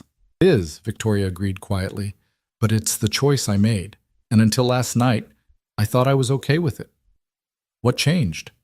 She looked at him, really looked at him, and Ryan felt something shift in the air between them. Something electric and dangerous and entirely too complicated given the circumstances. You did. You changed things. Victoria, I know, wrong time, wrong place, wrong everything. You have a daughter and a life, and I have a company and responsibilities. This, whatever this is, can't happen. She stood abruptly, wrapping her arms around herself. I should go to bed. Tomorrow's going to be complicated. She was at the stairs before Ryan found his voice. Victoria, wait! She stopped but didn't turn around. For what it's worth, Ryan said, I think David was an idiot. Victoria's shoulders shook slightly. It took Ryan a moment to realize she was laughing. Good night, Ryan. Good night. She disappeared upstairs, and Ryan sat alone in the dark living room, wondering how his life had become so impossibly complicated in less than 24 hours. The next morning arrived too soon, bringing with it chaos and carefully organized security protocols. Emma bounced downstairs at 6 a.m., already dressed in her school uniform and ready to go. Linda made breakfast with tight-lipped efficiency, and Victoria emerged looking like she'd stepped off a magazine cover despite having only the clothes Ryan had lent her, somehow making sweatpants look boardroom appropriate. The drive to Emma's school was tense. Ryan white-knuckled the steering wheel of the FBI-provided SUV while two agents followed in a second vehicle. Emma chattered nervously in the back seat, and Victoria sat in the passenger seat, silent and alert. The school was a cheerful building painted in primary colors, surrounded by the kind of secure fence that made parents feel better while doing absolutely nothing to stop actual threats. Kids swarmed the playground, their laughter cutting through the morning air. It looked so normal, so innocent, that Ryan almost believed everything would be okay. Almost. Remember the rules, Ryan said as Emma unbuckled her seatbelt. Stay where the teachers can see you. Don't talk to strangers. If anything feels wrong, find an adult immediately. I know, Dad. You've told me like 100 times. Emma leaned forward to kiss his cheek. I'll be fine. I'm braver than you think. I know you are. That's what terrifies me. Emma grinned and hopped out of the SUV. Ryan watched her run to join her friends, his heart in his throat, until she disappeared into the building. Only then did he let himself breathe. She'll be okay, Victoria said quietly. You're teaching her to live without fear. That's important. Or I'm teaching her to be reckless. There's a difference between recklessness and courage. Emma knows which one she's choosing. Ryan pulled out of the school parking lot, hyper-aware of the FBI vehicle trailing them. The plan was to return to the safe house, where Victoria could work remotely and Ryan could pretend he wasn't slowly losing his mind with worry. But as they drove through the suburban streets, Ryan noticed Victoria staring at her phone with increasing frustration. Problem? He asked. The board is calling an emergency meeting. They want to discuss my fitness to lead in light of recent events. Victoria's voice dripped with disdain. Translation: they smell blood in the water and want to use my kidnapping as an excuse to push me out. Can they do that? They can try. I control 51% of the voting shares, so technically no, but they can make my life hell and damage the company's reputation in the process. She rubbed her temples. I need to be there. Need to face them directly. Martinez said no public appearances. I know what Martinez said, but if I don't show up, if I let them see me as weak, I'll lose everything my father built, everything I've worked for. Victoria looked at him, and there was fire in her eyes now. I'm not hiding, Ryan. Not from Webb, not from my board, not from anyone. Ryan understood that feeling, had felt it himself last night when he'd decided to fight instead of run, but understanding didn't make the decision any less dangerous. When's the meeting? This afternoon, at the downtown office. That's suicide. Webb could have people watching the building, which is why I'll have FBI protection, and why I'll be walking in through the front door with my head held high, showing everyone that I'm not afraid. Victoria's jaw set in a way Ryan was beginning to recognize meant there was no arguing with her. I'm doing this, Ryan, with or without your approval. Then you're doing it with me there, Ryan said. Someone needs to watch your back. You're not negotiable, Ryan said, echoing her words from last night. You want to walk into danger? Fine. But I'm walking in with you. Victoria stared at him for a long moment, then nodded. Okay, but we do this smart. FBI escort, secure routes, everything by the book. Agreed. They spent the next several hours planning with Martinez, who was about as thrilled with this development as Ryan expected. But Victoria was right. She couldn't hide forever, and showing strength now might actually help the investigation by forcing Webb to make a move. At least, that's what Ryan told himself as he put on the only suit he owned, bought for Sarah's funeral and never worn since, and checked the concealed carry permit the FBI had expedited for him. The weight of the Glock 19 on his hip felt foreign and familiar at the same time. Another ghost from his firefighter days when he'd trained with weapons, just in case. Victoria emerged from a room in a suit that someone from her company had couriered over, and she looked every inch the powerful CEO. Hair perfect, makeup flawless, the bruise on her cheek expertly concealed. She was breathtaking and terrifying, and Ryan realized this was what she showed the world, the unshakable titan of industry. But he'd seen her soaked and shaking in his apartment, had held her hand while she confessed her loneliness, and knowing both versions of Victoria Langford felt like a privilege he hadn't earned. Ready? She asked. Ryan thought about Emma at school, about Linda waiting at the safe house, about Webb somewhere out there with a gun and a grudge. He thought about all the ways this could go wrong, all the dangers they were walking into. No, he said honestly. But let's do it anyway. The convoy to Langford Industries' downtown headquarters was a production worthy of a presidential motorcade. 3 SUVs, 2 marked police vehicles, plainclothes agents scattered throughout nearby buildings. They entered through the parking garage, and even that felt like walking into a trap, concrete pillars providing 1,000 places for an ambush. But nothing happened. They made it to the elevator, made it to the executive floor, made it all the way to the boardroom door without incident. Last chance to back out, Ryan murmured. Victoria squared her shoulders. I don't back out. She pushed open the door and Ryan followed her into a room full of suits and egos and barely concealed hostility. The boardroom was all glass and steel and implied power, with a view of the city that probably cost more than Ryan made in a decade. 12 people sat around an enormous conference table, and every one of them looked up when Victoria entered. The temperature in the room seemed to drop about 10 degrees. Gentlemen, Victoria said, her voice cool and controlled. I understand you have concerns. An older man at the head of the table, silver hair, expensive watch, the kind of tan that came from golf courses and beach houses, leaned back in his chair. Victoria, we're relieved you're safe, of course, but given recent events, we need to discuss the company's leadership structure. Do we, Richard? Because from where I'm standing, recent events prove exactly why I'm the right person to lead this company. Victoria moved to her seat at the table with the kind of confidence that made even the hostile board members shift uncomfortably. I was targeted because I refused to let criminals steal from us, because I insisted on accountability and justice. If that makes me unfit to lead, then I'm not sure what qualifications you're looking for. It's not about your principles, another board member, younger, hungry-looking, interjected. It's about risk management. You've made yourself a target, which makes the entire company a target. Share prices dropped 3% when news of your kidnapping broke. Our insurance premiums are going to skyrocket. We have a responsibility to our shareholders. I am the majority shareholder, Victoria said sharply, and I'm not stepping down because a few criminals decided to seek revenge. That's not how leadership works. Ryan stood by the door, watching this play out, and felt distinctly out of his depth. This was a different kind of battlefield than he was used to, where the weapons were words and the casualties were careers. But he could read the room well enough to know that Victoria was outnumbered, and they knew it. Richard cleared his throat. No one is suggesting you step down permanently, just that perhaps you should take some time to recover from your ordeal. Let the executive team handle day-to-day operations while you focus on your safety. Translation, let you run the company while hoping I never come back. Victoria's smile was razor sharp. I appreciate the concern, Richard, but I'm not interested in being managed out of my own company. Then perhaps we should put it to a vote. You can vote all you want. I control 51% of shares.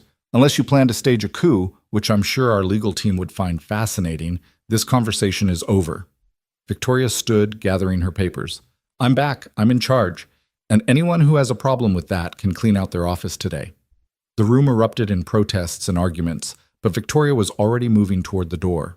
Ryan followed, his hand instinctively moving toward the weapon at his hip as they stepped into the hallway.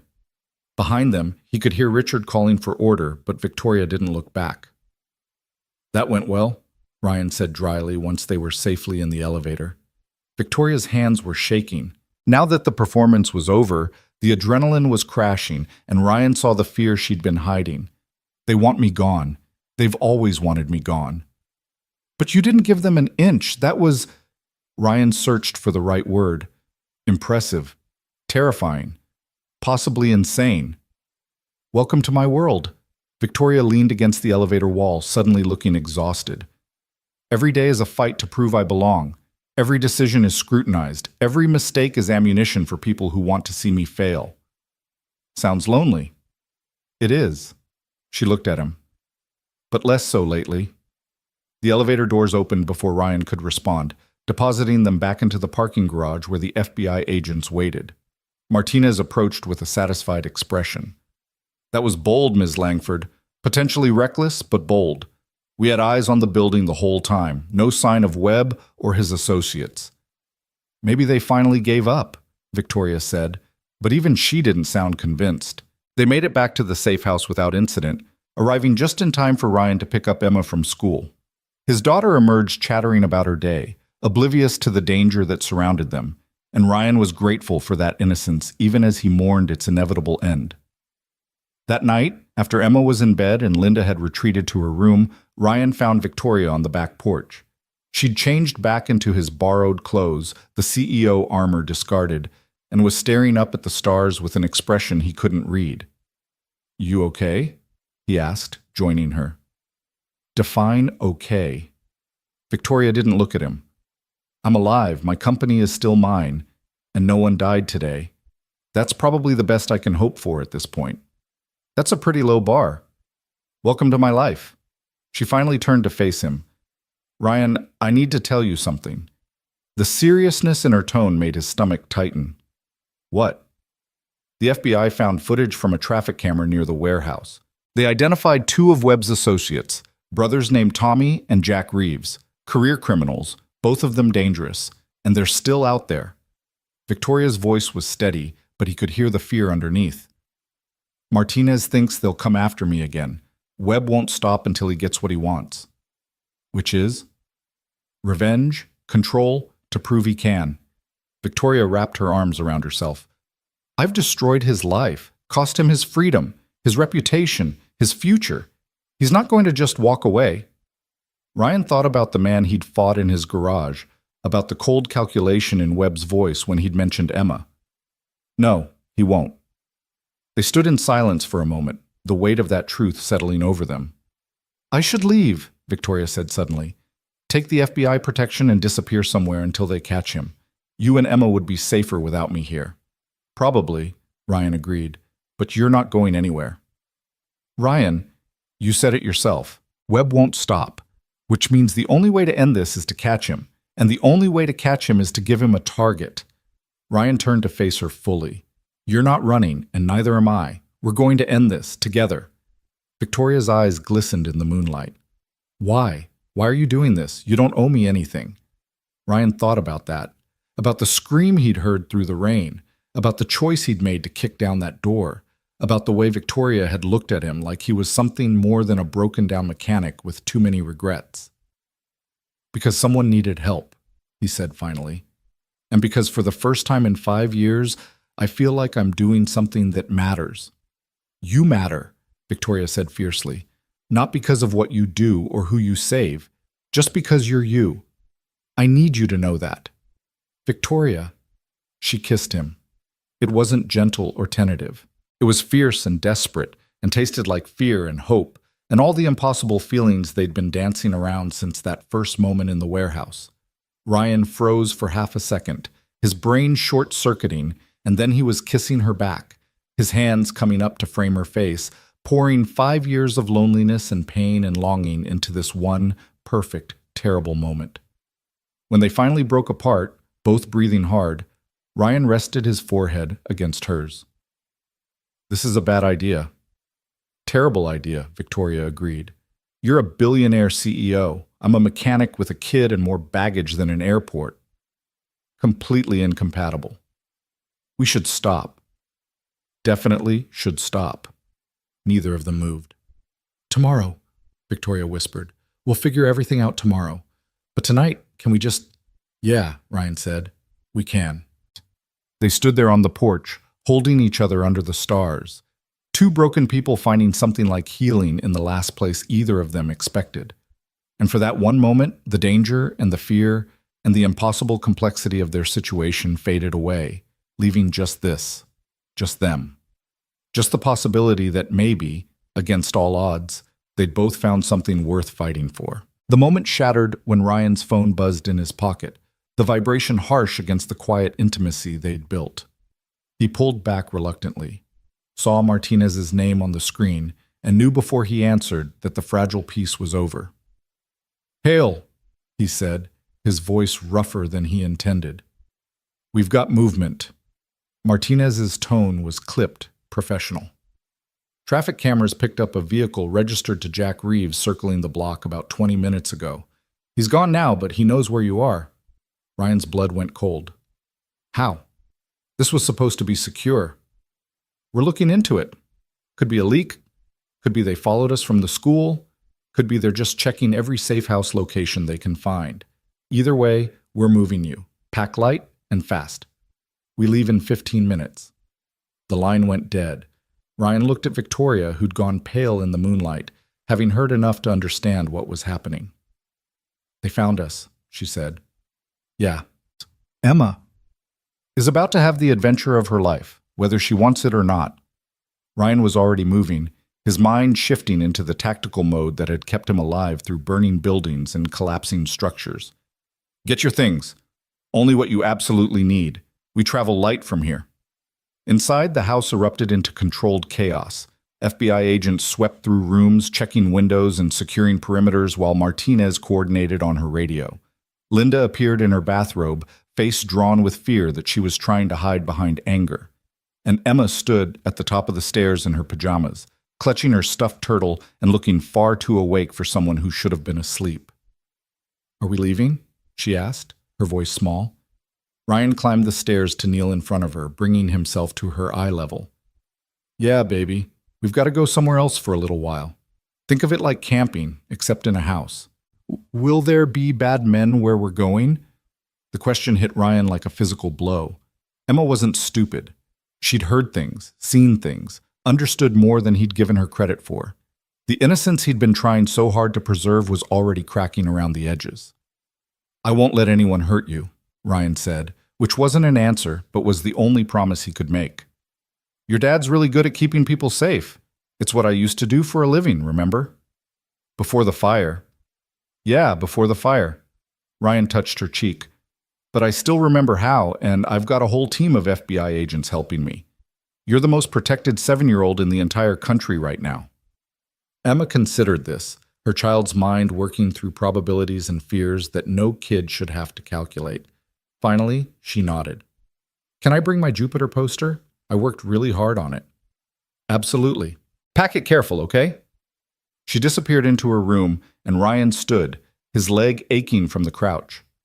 Victoria was waiting at the bottom of the stairs with a single bag, having somehow managed to look pulled together despite the circumstances. Linda stood beside her, arms crossed, vibrating with barely contained fury. "This is insane," Linda hissed.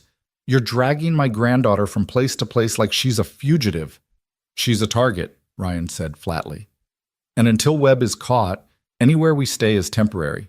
I don't like it any more than you do, but this is the reality we're living in." "Then maybe you should have thought about that before you played hero." Linda's voice cracked slightly.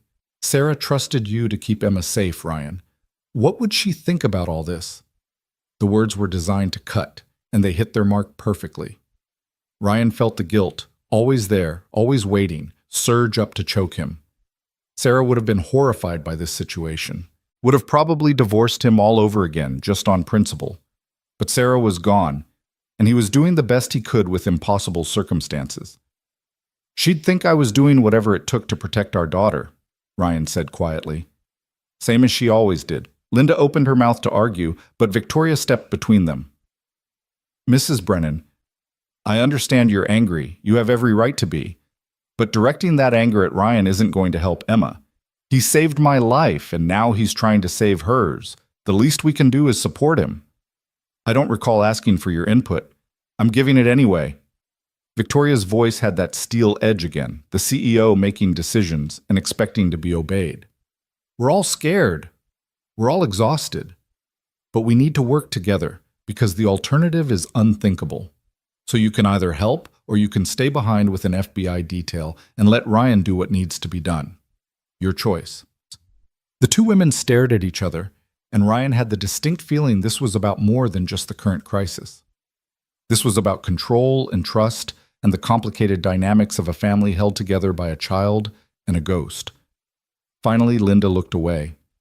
"I'm coming, but if anything happens to Emma—" "It won't," Ryan and Victoria said in unison, and the synchronicity of it seemed to surprise them both.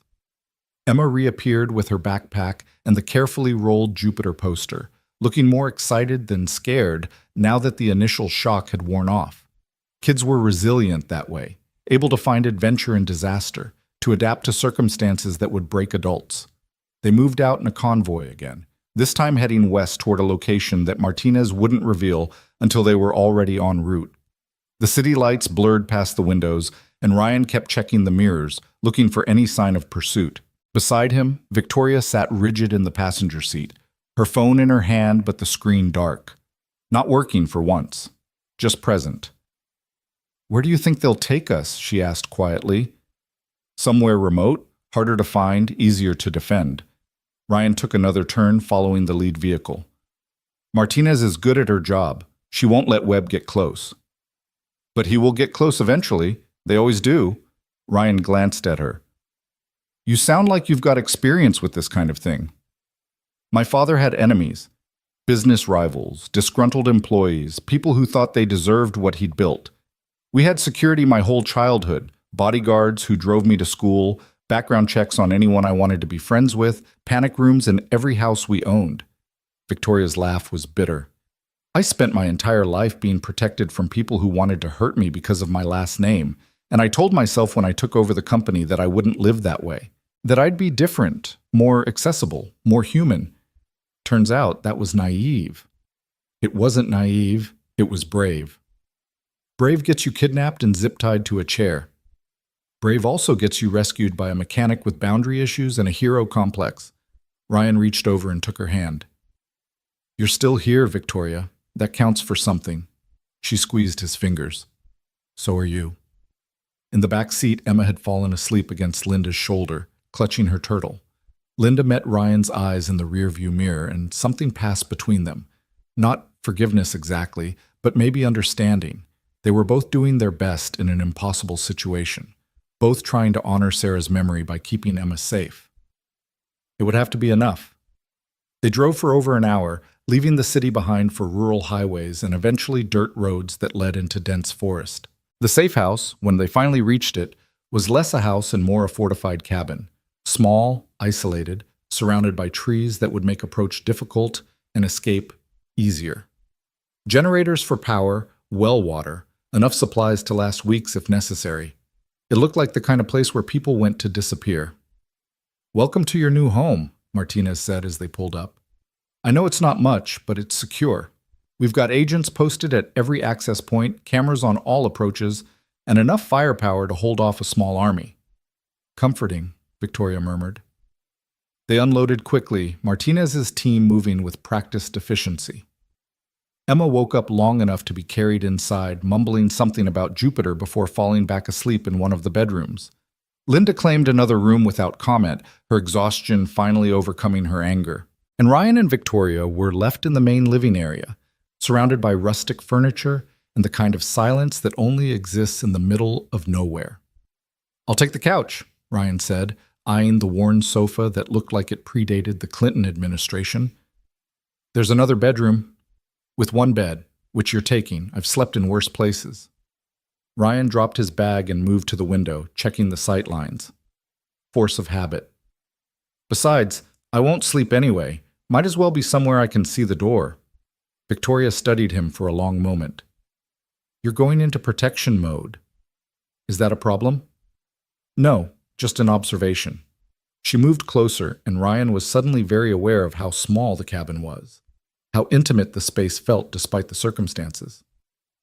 On the porch, before the call, was a mistake, Ryan said, though the words felt like a lie even as he spoke them. You were scared. I was there. Emotions were running high. It doesn't have to mean anything. And if I want it to mean something? Ryan turned to face her fully. Then you're not thinking clearly. Victoria, you're a billionaire CEO. When this is over, you're going back to your boardrooms and your empire. I'm going back to my garage and my life. We exist in completely different worlds. Worlds that collided 3 days ago when you kicked down a warehouse door. Exactly. Collided. Past tense. Once Webb is caught, once you're safe, those worlds go back to their separate orbits. Ryan ran a hand through his hair, frustrated with himself for wanting things he couldn't have. I've got a daughter to think about, Victoria. A life I've built that's small and manageable and safe. I won't disrupt that for something that can't possibly work. Victoria's expression was unreadable. You're protecting yourself. I'm being realistic. You're terrified. She stepped closer, and Ryan found himself backed against the window. You're terrified that if you let yourself feel something real, you might lose it, like you lost Sarah, like you lost your firefighter brothers. So you keep everyone at arm's length and tell yourself it's for their protection, when really it's for yours. The words hit too close to home. Ryan felt his defenses slam into place, the walls he'd spent 5 years building suddenly feeling very necessary. You don't know what you're talking about. Don't I?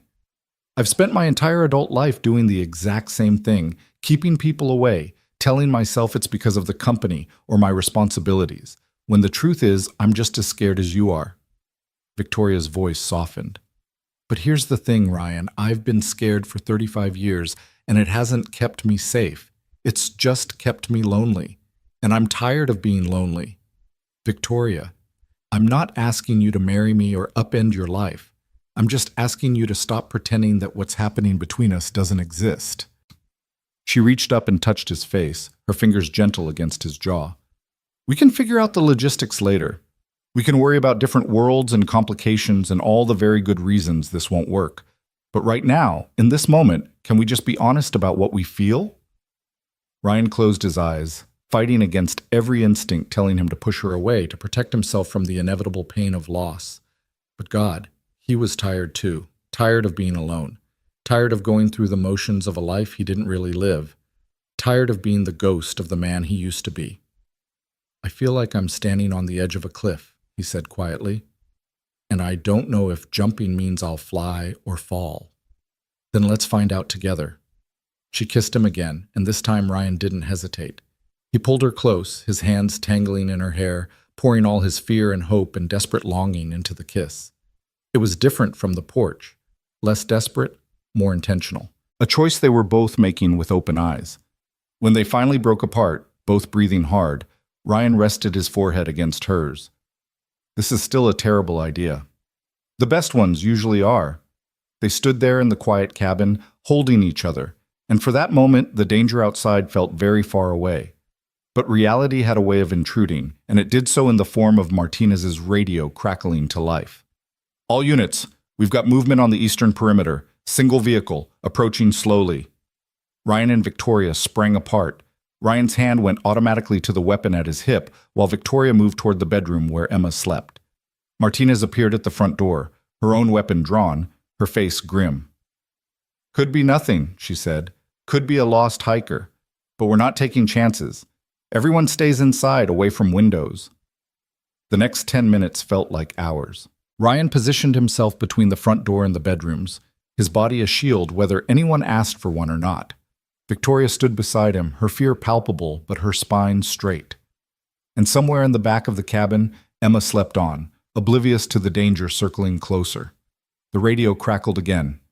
Vehicle stopped about a quarter-mile out, headlights off. Someone's approaching on foot. Ryan's jaw tightened. How many? Can't tell yet. IR shows heat signatures, but the tree cover is making it hard to get an accurate count. Every second stretched impossibly long. Ryan's mind raced through scenarios and contingencies, calculating distances and angles, remembering training from a lifetime ago. If Webb's people breached the cabin, he'd have maybe 30 seconds to get Emma and Victoria out the back. The woods would provide cover, but they'd be exposed, vulnerable. He'd need to, "Stand down! Stand down!" Martinez's voice was sharp with relief. "It's a park ranger. Apparently we're parked in a restricted area, and he's here to issue a citation." The tension in the cabin deflated so quickly it was almost comical. Ryan let out a breath he hadn't realized he'd been holding, and Victoria actually laughed, a slightly hysterical sound that she quickly smothered. "A park ranger," she said. "We were ready to go to war over a park ranger." "Better paranoid than dead," Martinez said, holstering her weapon. "But yeah, that was fun. I'll go explain to him why there are heavily armed federal agents camping illegally in the state forest." She disappeared outside, leaving Ryan and Victoria alone again. The adrenaline was still singing through Ryan's veins, making his hands shake slightly. He'd been ready to fight, ready to kill if necessary to protect the people in this cabin. The realization was sobering. "You okay?" Victoria asked. "Yeah. You?" Terrified and relieved in equal measure. She moved to the couch and sank down, suddenly looking exhausted. How long can we live like this? Jumping at every sound, ready to run at a moment's notice? Until Webb is caught. And if he's not? If he's smart enough to stay hidden for months? Years? Victoria looked at him. "I can't put your daughter through years of this, Ryan. I can't be the reason Emma grows up scared. You're not the reason. Webb is. Webb wouldn't be after you if you hadn't saved me. And I'd do it again," Ryan said firmly. "Victoria, stop trying to take responsibility for other people's choices. You didn't kidnap yourself. You didn't threaten my daughter. You're the victim here, not the villain." "I don't feel like a victim. I feel like a curse." Ryan sat beside her on the couch. "You know what I see when I look at you? I see someone who built an empire, who stood up to criminals even when it would have been easier to look away, who walked into a hostile boardroom with a bruise on her face and dared them to question her strength. You're not a curse, Victoria. You're the bravest person I've ever met." "You barely know me." "I know you well enough." Ryan took her hand. "I know you take your coffee black. I know you have this habit of tucking your hair behind your ear when you're nervous. I know you cry when you think no one's watching, and you smile like it's a weapon when you think someone is. I know you're lonely and scared and trying so hard to be strong that you've forgotten it's okay to be weak sometimes." Victoria stared at him, her eyes glistening. "How do you see all that?" "Because I recognize it. It's the same thing I see in the mirror every morning." She leaned against him then, her head on his shoulder, and they sat in the quiet darkness of the cabin while FBI agents patrolled outside and Emma slept peacefully down the hall. It felt stolen, this moment of peace, like they were borrowing time from a future that might never come. But it was real. And Ryan was learning that sometimes real was enough. The next morning arrived gray and cold, the forest wrapped in mist that made visibility terrible and everyone's nerves worse. Emma woke up asking about school, and Ryan had to explain that online classes were starting today instead. She took it better than expected, mainly because Victoria offered to help with her Jupiter presentation. Watching Victoria and Emma work together at the cabin's small table, Victoria's business acumen applied to planetary facts, Emma's enthusiasm infectious even in crisis. Ryan felt something shift in his chest. This wasn't just about protecting Victoria anymore. It wasn't even just about keeping Emma safe. It was about the possibility of something more. Something that looked almost like family. The thought terrified him. Linda appeared mid-morning, having apparently decided that silent treatment was preferable to open hostility. She made coffee and toast, offering Victoria some with a civility that felt forced but genuine. Small steps toward something that might eventually be acceptance. Martinez called around noon with an update. "We've got a lead on Tommy Reeves. Security footage from a gas station shows him fueling up about 50 miles from your previous location. He was alone, paid cash, and was heading north." "Toward us or away from us?" Ryan asked. "Hard to say. But the FBI is coordinating with state police to set up checkpoints. If he's still in the area, we'll find him." "And Webb?" "Still ghost. But with Tommy potentially exposed, Webb might make a mistake trying to extract him." Martinez paused. "How's everyone holding up?" Ryan looked around the cabin. Emma was giggling at something Victoria said about Jupiter's great red spot. Linda was actually smiling into her coffee cup, and Victoria looked more relaxed than he'd seen her since the warehouse. "We're managing," Ryan said. "Good. Stay sharp. I'll update you when we know more." The afternoon passed in a strange domesticity. Victoria worked remotely when she could get signal, fielding calls from her executive team and making decisions about acquisitions and supply chains like she wasn't hiding in a cabin in the woods. Emma did her schoolwork with surprising diligence, occasionally asking Victoria questions about business that made Ryan realize his daughter had inherited more than just Sarah's eyes. And Ryan cleaned his weapon, checked the perimeter, and tried not to think about all the ways this fragile piece could shatter. It shattered at dusk. Ryan was outside checking the generator when he heard the first gunshot. It came from the eastern perimeter, sharp and unmistakable in the quiet forest. He was moving before his brain fully processed the sound, sprinting back toward the cabin while his hand closed around his weapon. "Get inside! Everyone inside now!" More gunshots.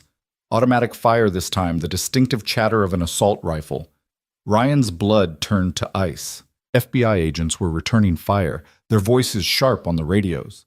And somewhere in that chaos, his daughter was in danger. He burst through the cabin door to find Victoria already moving, grabbing Emma from the table. Linda was frozen by the kitchen counter, her face white with shock. And outside, the battle was intensifying. "Back bedroom now!" Ryan shouted. "Victoria, take Emma and Linda. There's a root cellar under the floor. I'm not leaving you. You are. Because if they get past me, you're Emma's last line of defense." Ryan pressed his spare magazine into her hand. "You remember what I showed you yesterday?" Victoria nodded, her face pale but determined. She'd asked him to teach her the basics last night while Emma slept. He'd thought it was paranoia. Now he was grateful for it. "Safety's here. Point and shoot. Don't hesitate." Ryan looked at Emma, who was crying now, finally understanding this wasn't an adventure. "Baby, you go with Victoria. She's going to keep you safe." "Daddy, I love you, Em, so much. Now go." Victoria pulled Emma toward the back bedroom, Linda stumbling after them. Ryan watched them disappear, then turned toward the front door. Martinez's voice crackled over the radio. "We've got at least 4 shooters, maybe more. They're using the trees for cover." An explosion cut off her words.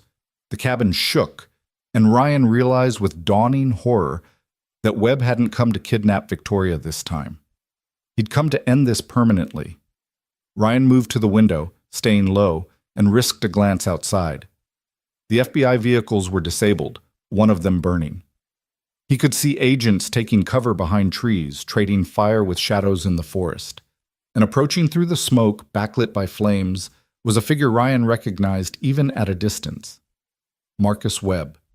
He was carrying what looked like an AR-15, moving with the confidence of someone who'd done this before.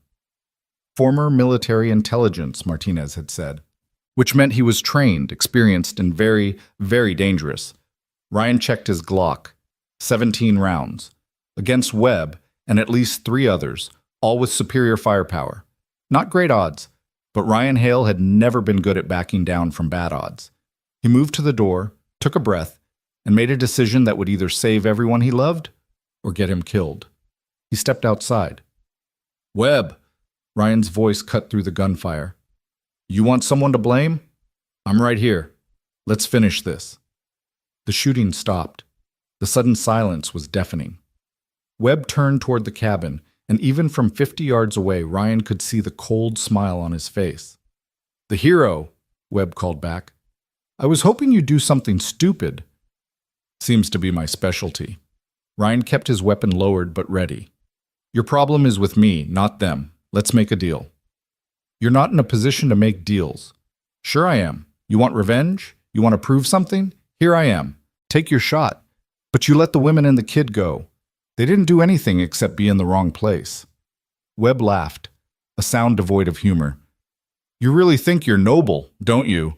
The white knight saving the damsel, but you're just a fool who got involved in things he doesn't understand." He raised his rifle. "I'm going to kill you first. Then I'm going to kill Victoria. Then I'm going to burn this whole place down, and no one is going to remember any of you existed."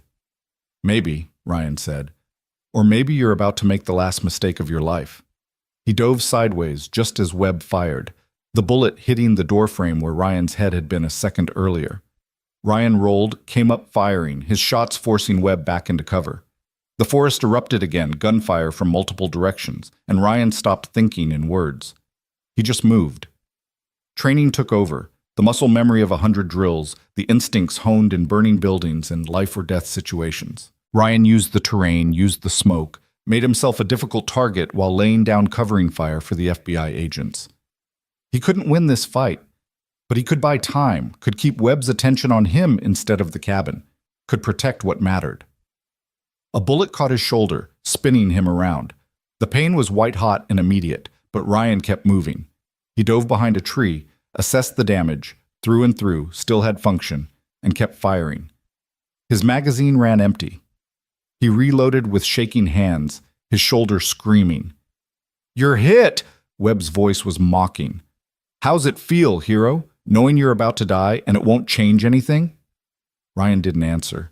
He was counting bullets, counting shooters, trying to find the angle that would end this. Webb was behind a thick oak, effectively untouchable, but his associates were more exposed, and if Ryan could take them out, an engine roared to life. Ryan turned to see one of the FBI SUVs, damaged but operational, come tearing around the cabin. Martinez was driving, her face set with determination, and she aimed the vehicle directly at Webb's position. Webb saw it coming too late. He tried to move, but the SUV clipped him, sending him flying. His rifle went spinning into the underbrush. The other shooters, seeing their leader down, broke and ran. It was over in seconds. FBI agents swarmed the area, securing weapons and suspects. Martinez jumped out of the SUV and ran to Ryan, who'd slumped against his tree, his shoulder bleeding freely now. "You're an idiot," she said, but her hands were gentle as she checked his wound. "A brave idiot, but an idiot." "Is he alive?" "Barely. We'll get him to a hospital and then to a federal prison where he'll spend the rest of his life." Martinez pressed gauze to Ryan's shoulder. "You did good, Hale. Stupid, but good." Ryan let his head fall back against the tree. "Emma, Victoria, are they safe?" "They're safe." The adrenaline drained out of him all at once, leaving behind pain and exhaustion, and a relief so profound it brought tears to his eyes. He'd done it. Somehow, against all odds, he'd kept them safe. Victoria appeared moments later, pushing past FBI agents, Emma in her arms. They were both crying. Both looked terrified and relieved and perfect. Victoria dropped to her knees beside Ryan, Emma still clinging to her, and for a moment they just looked at each other. "You're hurt," Victoria said, her voice breaking. "I'm alive. We're all alive." "You could have died. You walked out there and did what I had to do." Ryan reached up with his good hand to touch her face. "It's over, Victoria. Webb's caught. You're safe." She kissed him then, hard and desperate, not caring that FBI agents were watching, or that Emma was squirming between them, or that Ryan was bleeding all over the forest floor. She just held him and kissed him like he was the most precious thing in the world. And for that moment, bleeding and exhausted and surrounded by the aftermath of violence, Ryan Hale felt something he hadn't felt in 5 years. He felt whole. The hospital smelled like antiseptic and bad coffee. a combination that brought back too many memories Ryan would have preferred to keep buried. He sat on the edge of an examination table while a doctor, too young to have this much responsibility, in Ryan's opinion, stitched up the bullet wound in his shoulder with the kind of casual efficiency that suggested this wasn't his first gunshot patient of the week. "You're lucky," the doctor said, not looking up from his work. "Another inch to the right, and this would have shattered your collarbone. As it is, you're looking at 6 weeks of physical therapy and a scar that'll impress people at parties." "I don't go to parties," Ryan said. "Then you'll have a great story nobody gets to hear." The doctor tied off the last stitch and stepped back to admire his handiwork. "Keep it clean, change the dressing daily, and for God's sake, don't do anything heroic for at least a month. Your body needs time to heal." Ryan nodded, though they both knew he'd probably ignore that advice the second something needed doing. The doctor left, and Ryan was alone with his thoughts for about 30 seconds before Emma burst through the door, Victoria right behind her. "Daddy!" Emma launched herself at him, then stopped short when she remembered he was injured. "Does it hurt?" "Not too bad," Ryan lied. "It hurt like hell, actually, a deep, throbbing ache that painkillers barely touched. But Emma didn't need to know that. "How are you doing, baby? That was pretty scary back there." Emma climbed carefully onto the table beside him, her small face serious in a way that made her look far older than 7. "I thought you were going to die. Like Mommy did." The words hit Ryan harder than the bullet had. He wrapped his good arm around her, pulling her close. "I know, I'm sorry you had to see that. Sorry you had to be scared. Victoria said you were being brave, that brave people get scared too. But they do the right thing anyway." Emma looked up at him with Sarah's eyes. "Were you scared?" "Terrified," Ryan admitted. "But I couldn't let anything happen to you. You're the most important thing in my whole world." "More important than Victoria?" Ryan glanced at Victoria, who was standing by the door with an expression that was carefully neutral. "Different kind of important," he said carefully. "You're my daughter. I'd do anything for you. Victoria is—" He hesitated, not sure how to explain something he didn't fully understand himself. "Victoria is someone very special to me." Emma studied Victoria with the kind of intense scrutiny only children could manage. "Are you going to be my new mom?" Victoria's eyes went wide. That's not—" "Emma, your dad and I are just—" "Friends," Ryan supplied, though the word felt inadequate. "Very good friends." Mom used to say that grown-ups call people friends when they really mean something else. Emma was nothing if not perceptive. She said that's because grown-ups are scared of words. "Your mom was a smart lady," Victoria said softly, moving closer. And she was right. Sometimes grown-ups are scared of words because words make things real, and real things can hurt. "But they can also be good," Emma countered, "like pizza, or birthdays, or—" She gestured between Ryan and Victoria. "Whatever this is," Ryan couldn't help but smile. "When did you get so wise?" "I've always been wise. You just don't listen." Emma yawned, the adrenaline crash finally hitting her. "Can we go home now? The real home, not the cabin or the safe house. I want to sleep in my own bed." "Soon," Ryan promised. "Martinez says we can go back in a few days, once they've processed all the evidence and made sure there aren't any more threats. Then we'll go home, and things can go back to normal." Even as he said it, Ryan knew it was a lie. Nothing would ever be normal again. Too much had changed. Too much had been exposed. You couldn't unring a bell, and you couldn't pretend you hadn't found something precious just because it was complicated. Linda appeared in the doorway, looking exhausted but relieved. "The FBI cleared us to go to a hotel for the night, somewhere with actual beds and room service. Emma, you ready to go?" Emma slid off the table, gave Ryan a careful hug, and followed her grandmother out. Victoria moved to close the door behind them, and suddenly the room felt very small and very quiet. "She asked a good question," Victoria said finally. "What are we, Ryan?" "Honestly, I have no idea." Ryan flexed his injured shoulder, wincing. 3 days ago, I was a mechanic with a simple life. Now I'm— "What? The guy who saved a billionaire and caught feelings in the process?" "Is that what happened? You caught feelings?" Victoria's voice was light, but there was something vulnerable underneath it. "You know I did. You'd have to be blind not to see it. Ryan met her eyes. But that doesn't change the reality of our situations. You've got a company to run, a life in boardrooms and corporate jets. I've got a garage and a 7-year-old and a very small world that works precisely because it's contained. Those things don't mix, Victoria. Maybe they don't have to mix. Maybe they can just coexist. Victoria sat beside him on the examination table. I'm not asking you to give up your life. I'm just asking you to let me be part of it. For how long? Until the novelty wears off and you remember you're a billionaire who can have anyone? Until you realize that dating a single dad with PTSD and a bullet wound is a lot less romantic in reality than it seemed in the moment? Is that really what you think of me? Victoria's voice was quiet, hurt.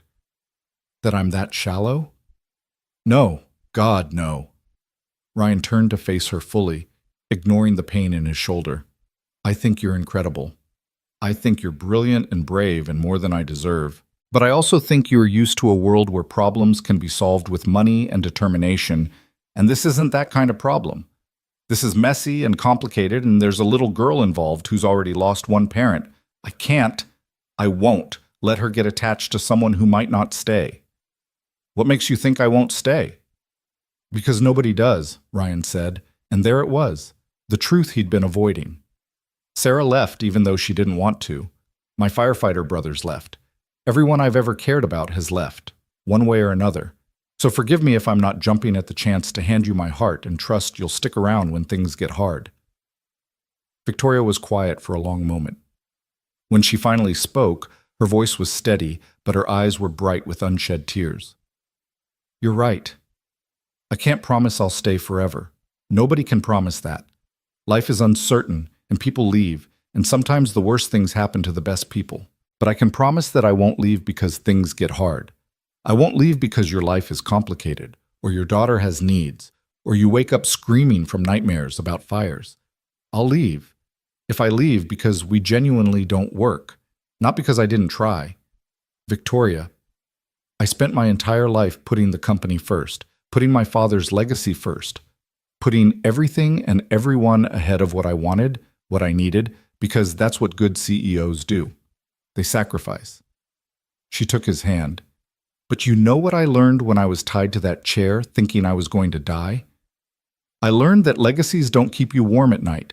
Success doesn't hold your hand when you're scared. And all the money in the world doesn't mean a damn thing if you're alone. Ryan's throat was tight. What are you saying? I'm saying I don't want to be alone anymore. I'm saying that when you kicked down that door, you didn't just save my life. You reminded me that I have a life worth saving, worth living, and I want to live it with you if you'll let me. Not perfectly, not without complications, but honestly. Really. Victoria squeezed his hand. So stop trying to protect me from yourself and just tell me what you want.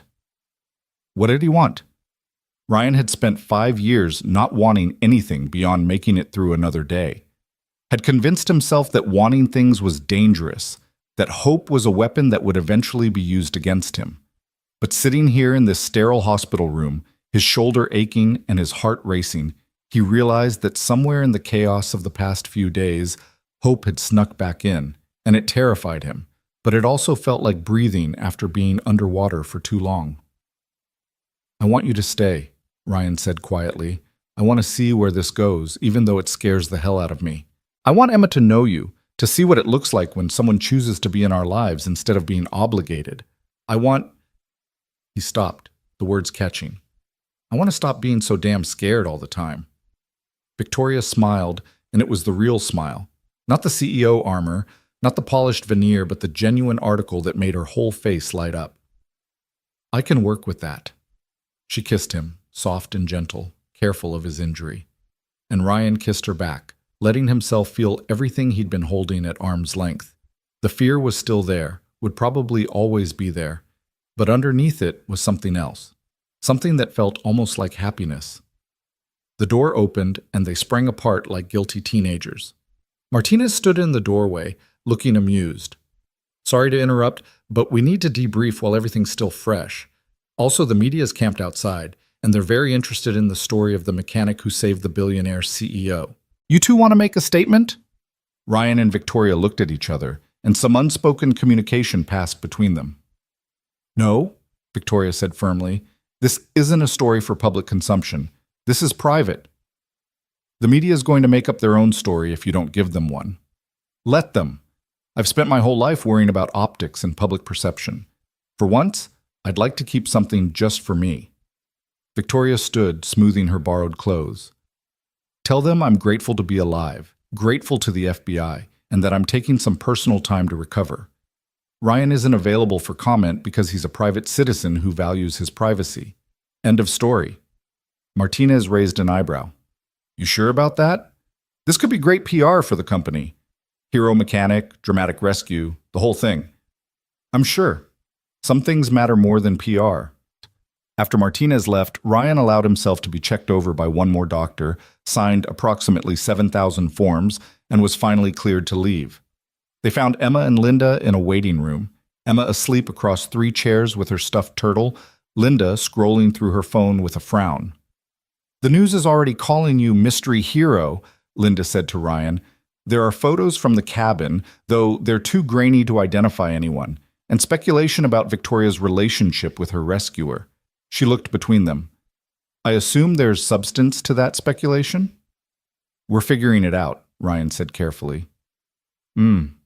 Linda's expression was unreadable. Sarah would have had opinions.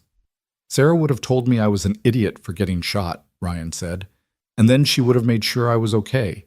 And then she would have wanted to know everything about Victoria so she could judge whether she was good enough for me. He smiled sadly. I miss her.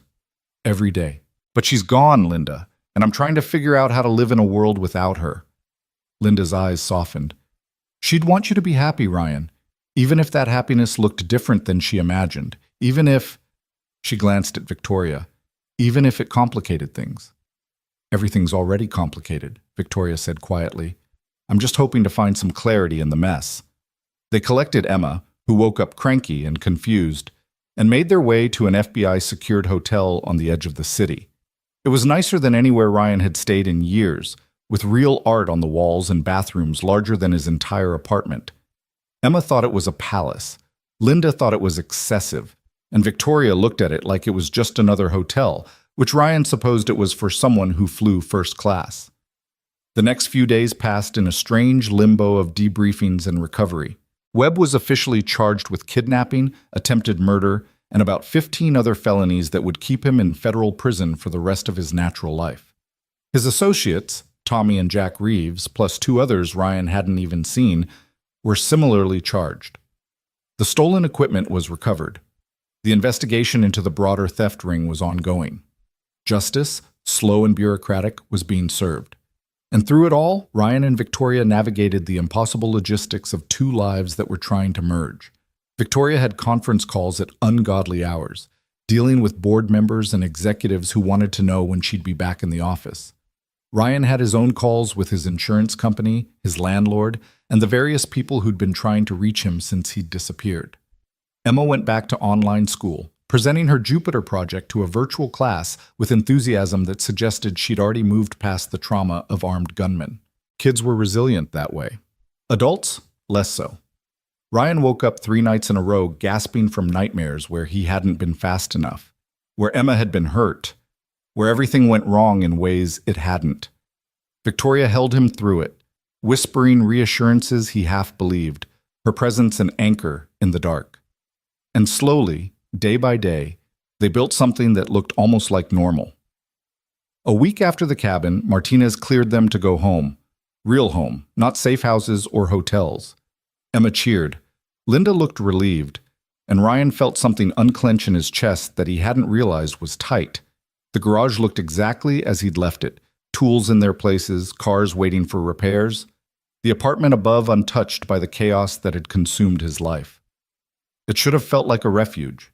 Instead, it felt small, confining, like a prison he'd built for himself without realizing it. It's cozy, Victoria said diplomatically, standing in his living room. It's tiny, Ryan corrected, and the water pressure is terrible, and the heat barely works in winter, and there's probably lead paint under the newer paint because this building is about 100 years old. But it's yours. Yeah, it's mine. Ryan looked around at the life he'd built. Small, contained, safe. Victoria, I don't know how this works. You and me. Your world is penthouse apartments and private jets. Mine is, he gestured around, this. So we figure it out. Maybe I spend weekends here. Maybe you and Emma come stay with me sometimes. Maybe we find something in between that works for both of us. Victoria moved closer. Ryan, I'm not asking you to change your life. I'm asking to be part of it. And your company? The board members who want you gone? The 40,000 employees? I'll handle them. I always do. Victoria smiled. I'm pretty good at my job, in case you hadn't noticed. I noticed.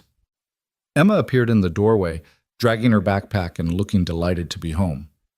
Can Victoria stay for dinner? Grandma says she's going back to her house, and I don't want to eat alone with just you. You're boring. Thanks, baby. Love you too. So can she stay? Ryan looked at Victoria, who looked back with an expression that said the choice was his. And really, there was only one choice. Had been since the moment he'd kicked down that warehouse door. Yeah, Ryan said. She can stay. Emma cheered and disappeared into her room to unpack. And Ryan and Victoria stood in his tiny apartment, surrounded by the evidence of a life lived small, and both of them smiled like they'd won something. Over the next few weeks, they found a rhythm. Victoria came to the garage after work, sometimes bringing takeout, sometimes cooking in Ryan's terrible kitchen with equipment that was older than Emma.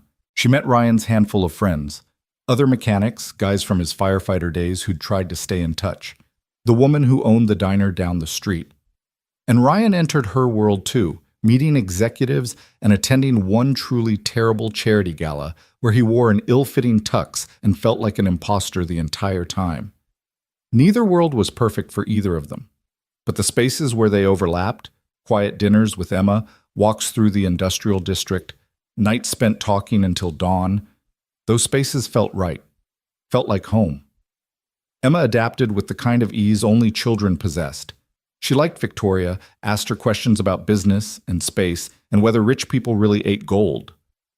Victoria answered with patience and humor, never talking down, never pretending to be something she wasn't. And slowly, carefully, they built something that looked almost like a family. Linda was slower to warm up, but even she had to admit that Victoria made Ryan happy in a way he hadn't been since Sarah died. And that counted for something. 2 months after the cabin, Victoria made Ryan an offer. They were sitting on his couch, Emma asleep in her room, the TV playing some documentary neither of them was watching. Victoria had been quiet all evening, clearly wrestling with something. Finally, she turned to face him. I want to offer you a job, she said. Ryan blinked. What? Head of Emergency Response for the Langford Foundation. It's a new initiative I'm launching, disaster relief, emergency preparedness training, coordination with first responders. I need someone who understands crisis management, who can build programs from the ground up, who has actual field experience. She paused. I need someone I trust. And I trust you. Victoria, I appreciate the offer, but I'm a mechanic. I fix cars, not empires. You fix what's broken, Victoria corrected. Cars, people, impossible situations. That's the skill set I need. And before you say no because you think I'm offering this out of obligation or guilt or whatever, let me be clear. This is a real job, with real responsibilities and a salary that'll let you hire someone to run the garage so you don't have to work 80 hours a week. So Emma can have her dad at school events and bedtime stories. So you can have a life that's bigger than this apartment. Ryan stared at her. You're serious? Completely. I've been planning this for weeks. The foundation is real. We've already allocated $50 million in funding. We're partnering with FEMA, with fire departments across the country, with disaster relief organizations. We can make a real difference, Ryan. We can save lives. And I want you to help me do it. It was everything Ryan had thought he'd given up when he left the fire department. Purpose. The ability to help people. A chance to do work that mattered. And Victoria was offering it to him on a silver platter, wrapped up with financial security and the promise of time with his daughter. It was too good to be true. What's the catch? Ryan asked. No catch, just a lot of work, some travel, and the need to occasionally wear a suit to meetings with government officials. Victoria's smile was wry. And you'd be working for me, which might complicate the personal relationship. But I think we can navigate that. You think? I hope. Victoria took his hand. Ryan, I'm not trying to fix you or save you or change your life without permission. I'm just trying to offer you an opportunity. If you want to stay here, keep running the garage, that's fine. I'll support that. But if you want more, if you want to do the work you were meant to do, then I'm giving you a chance. Ryan thought about the fire, about the 3 men who'd died while he lived, about 5 years spent hiding from the world because he couldn't face his own guilt. And he thought about Victoria, who'd somehow seen past all his defenses to the man he used to be, the man he might still be if he was brave enough to try. I'd need to think about it, Ryan said. Talk to Emma. Make sure this is the right move. Take all the time you need. But Ryan already knew his answer, had known it the second Victoria made the offer. Because this wasn't just about a job or money or getting back to the work he loved. This was about choosing to live again, about stepping out of the prison he'd built for himself and into a future that terrified and excited him in equal measure. This was about hope. He told Emma the next morning over breakfast. She listened carefully, asked if it meant they'd have to move, seemed relieved when he said no. Then she looked at him with those 2 wise eyes and asked the question that really mattered. Will this make you happy, Dad? I think it might, Ryan admitted. Then you should do it. Mom always said you were happiest when you were helping people. She said that's why you were a firefighter, because you needed to fix things. Emma took a bite of cereal. And Victoria needs fixing. Not like she's broken, but like she's been alone too long and needs someone to remind her she doesn't have to be. When did you get so smart? I told you. I've always been smart. You just don't listen. Ryan called Victoria that afternoon and accepted the job. Her relief was palpable, her excitement infectious. They started planning immediately, program structures, hiring needs, partnership agreements. Ryan found himself energized in a way he hadn't been in years, his mind spinning with possibilities. The garage he turned over to Pete, his oldest friend and most reliable mechanic who'd been wanting to buy him out for years. Emma adjusted to having her dad around more, though she complained he was underfoot when she was trying to do homework. Linda grudgingly admitted that the change seemed good for him. And Victoria, who'd spent most of her adult life building walls around herself, slowly let them come down. 3 months after the warehouse, they went public with their relationship. Not with press releases or staged photos, but simply by existing together, attending Emma's school play, having dinner at normal restaurants, living their lives without hiding. The media had a field day at first, the mechanic and billionaire angle too good to resist. But when Ryan refused all interview requests and Victoria made it clear she wasn't interested in making her personal life entertainment, the story eventually died down. Some things were allowed to be private. 6 months after the warehouse, on a cold December evening, Ryan took Emma and Victoria to the memorial for his fallen firefighter brothers. It was the first time he'd been back since the funerals, and standing in front of those 3 names carved in stone, he felt the familiar guilt rise up to choke him. But this time, Victoria's hand was in his, and Emma was holding his other hand, and he wasn't alone with his grief anymore. I'm sorry I survived, Ryan said quietly, not sure if he was talking to the memorial, or the ghosts, or himself. I'm sorry I didn't save you. I'm sorry I spent 5 years being angry about it, but I think maybe I'm ready to stop being sorry and start living again, if that's okay. The stone didn't answer. The dead never did.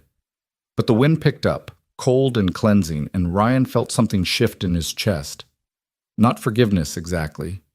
Not peace. But maybe the beginning of both. Emma squeezed his hand.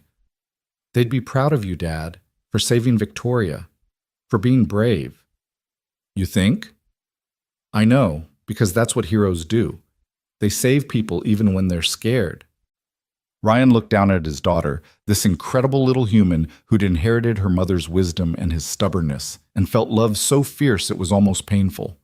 Then he looked at Victoria, who was crying silently, her face tilted up toward the weak winter sun, and felt something equally fierce but different. Not the desperate love of someone afraid to lose what they had, but the steady love of someone who'd chosen to stay. They'd chosen each other.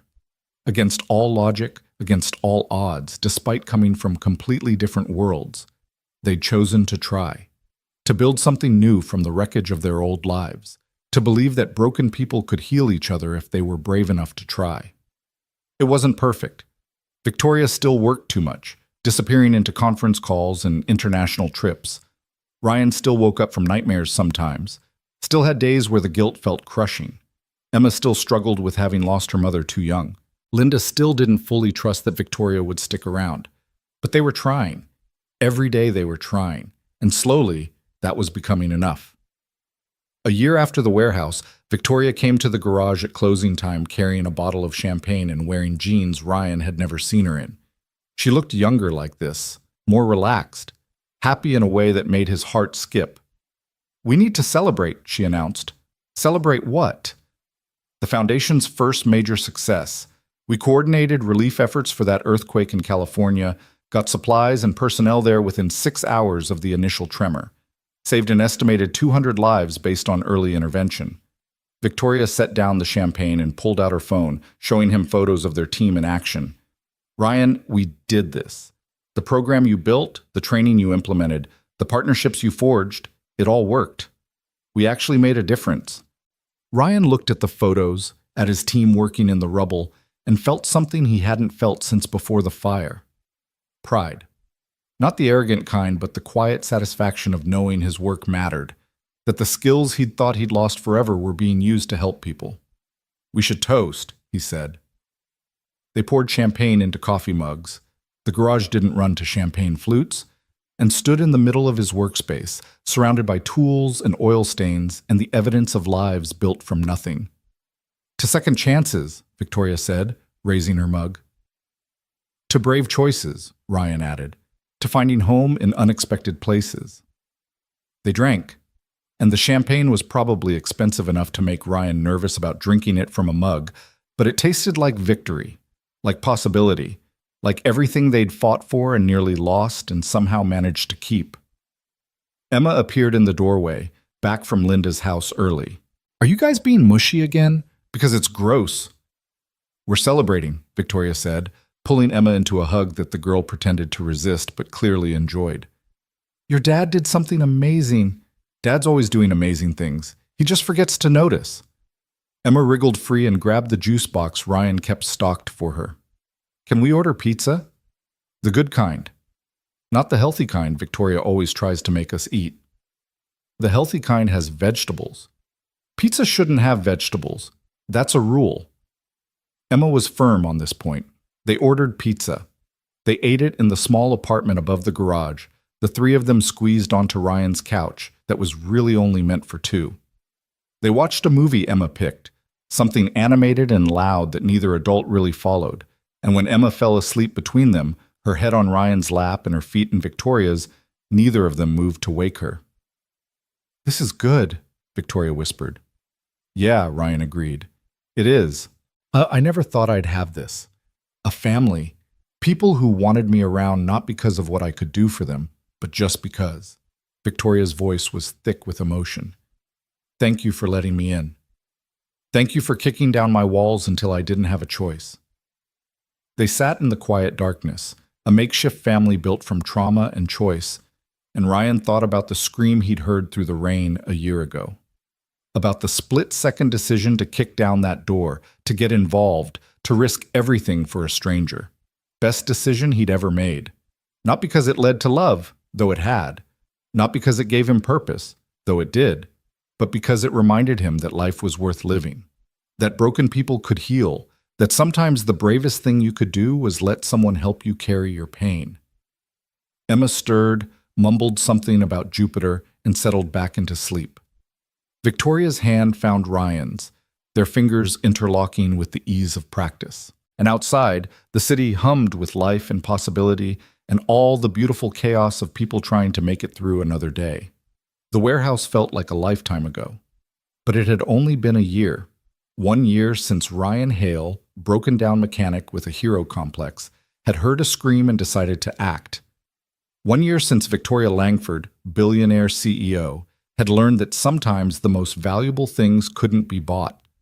1 year since two worlds collided, and against all odds, decided to build something new from the wreckage. It wasn't a fairy tale. There was no magical transformation, no perfect happy ending where all problems disappeared. Ryan still struggled with PTSD. Victoria still battled board members who wanted her gone. Emma still missed her mother. The world was still complicated and messy and frequently unfair, but they had each other. And most days, that was enough. Ryan looked down at Emma sleeping peacefully, then at Victoria watching them both with soft eyes, and felt something he'd thought he'd lost forever in the fire that took his brothers. Hope. Not the naive kind that believed everything would work out perfectly, but the hard-won kind that knew life was difficult and painful and full of loss, and chose to keep going anyway. The kind that said, yes, you might get hurt again, but the alternative, never trying, never risking, never living, was worse. The kind that whispered quietly but persistently that maybe broken people could find healing in each other's arms, that maybe the best things in life came from the moments when you chose courage over fear, that maybe, just maybe, some doors were worth kicking down. Emma shifted again, and this time her eyes opened. She looked up at Ryan, then at Victoria, then around at the small apartment that somehow held everything that mattered. "Dad?" she said sleepily. "Yeah, baby? I'm glad you saved her." Ryan's throat tightened. "Me too. Even though she tries to put vegetables on pizza?" "Even then." Emma smiled, satisfied, and closed her eyes again. And Ryan Hale, former firefighter, current mechanic, and reluctant hero, held his daughter close and let himself believe in second chances. Because sometimes, in the space between one heartbeat and the next, everything changed. Sometimes a scream in the rain led to a door being kicked down. And sometimes, if you were very lucky and very brave, that door opened onto a life worth living. Ryan had spent 5 years hiding from that life, convinced he didn't deserve it. But Victoria had seen past his walls to the man underneath. Emma had reminded him that being brave meant showing up even when you were scared, and together they'd built something that looked almost like home. Not perfect, but real. And in the end, that was what mattered most. Outside, rain began to fall, softer than the storm that had brought them together, gentler, like the world washing itself clean. Ryan listened to it ping against the windows and felt, for the first time in years, like everything might actually be okay.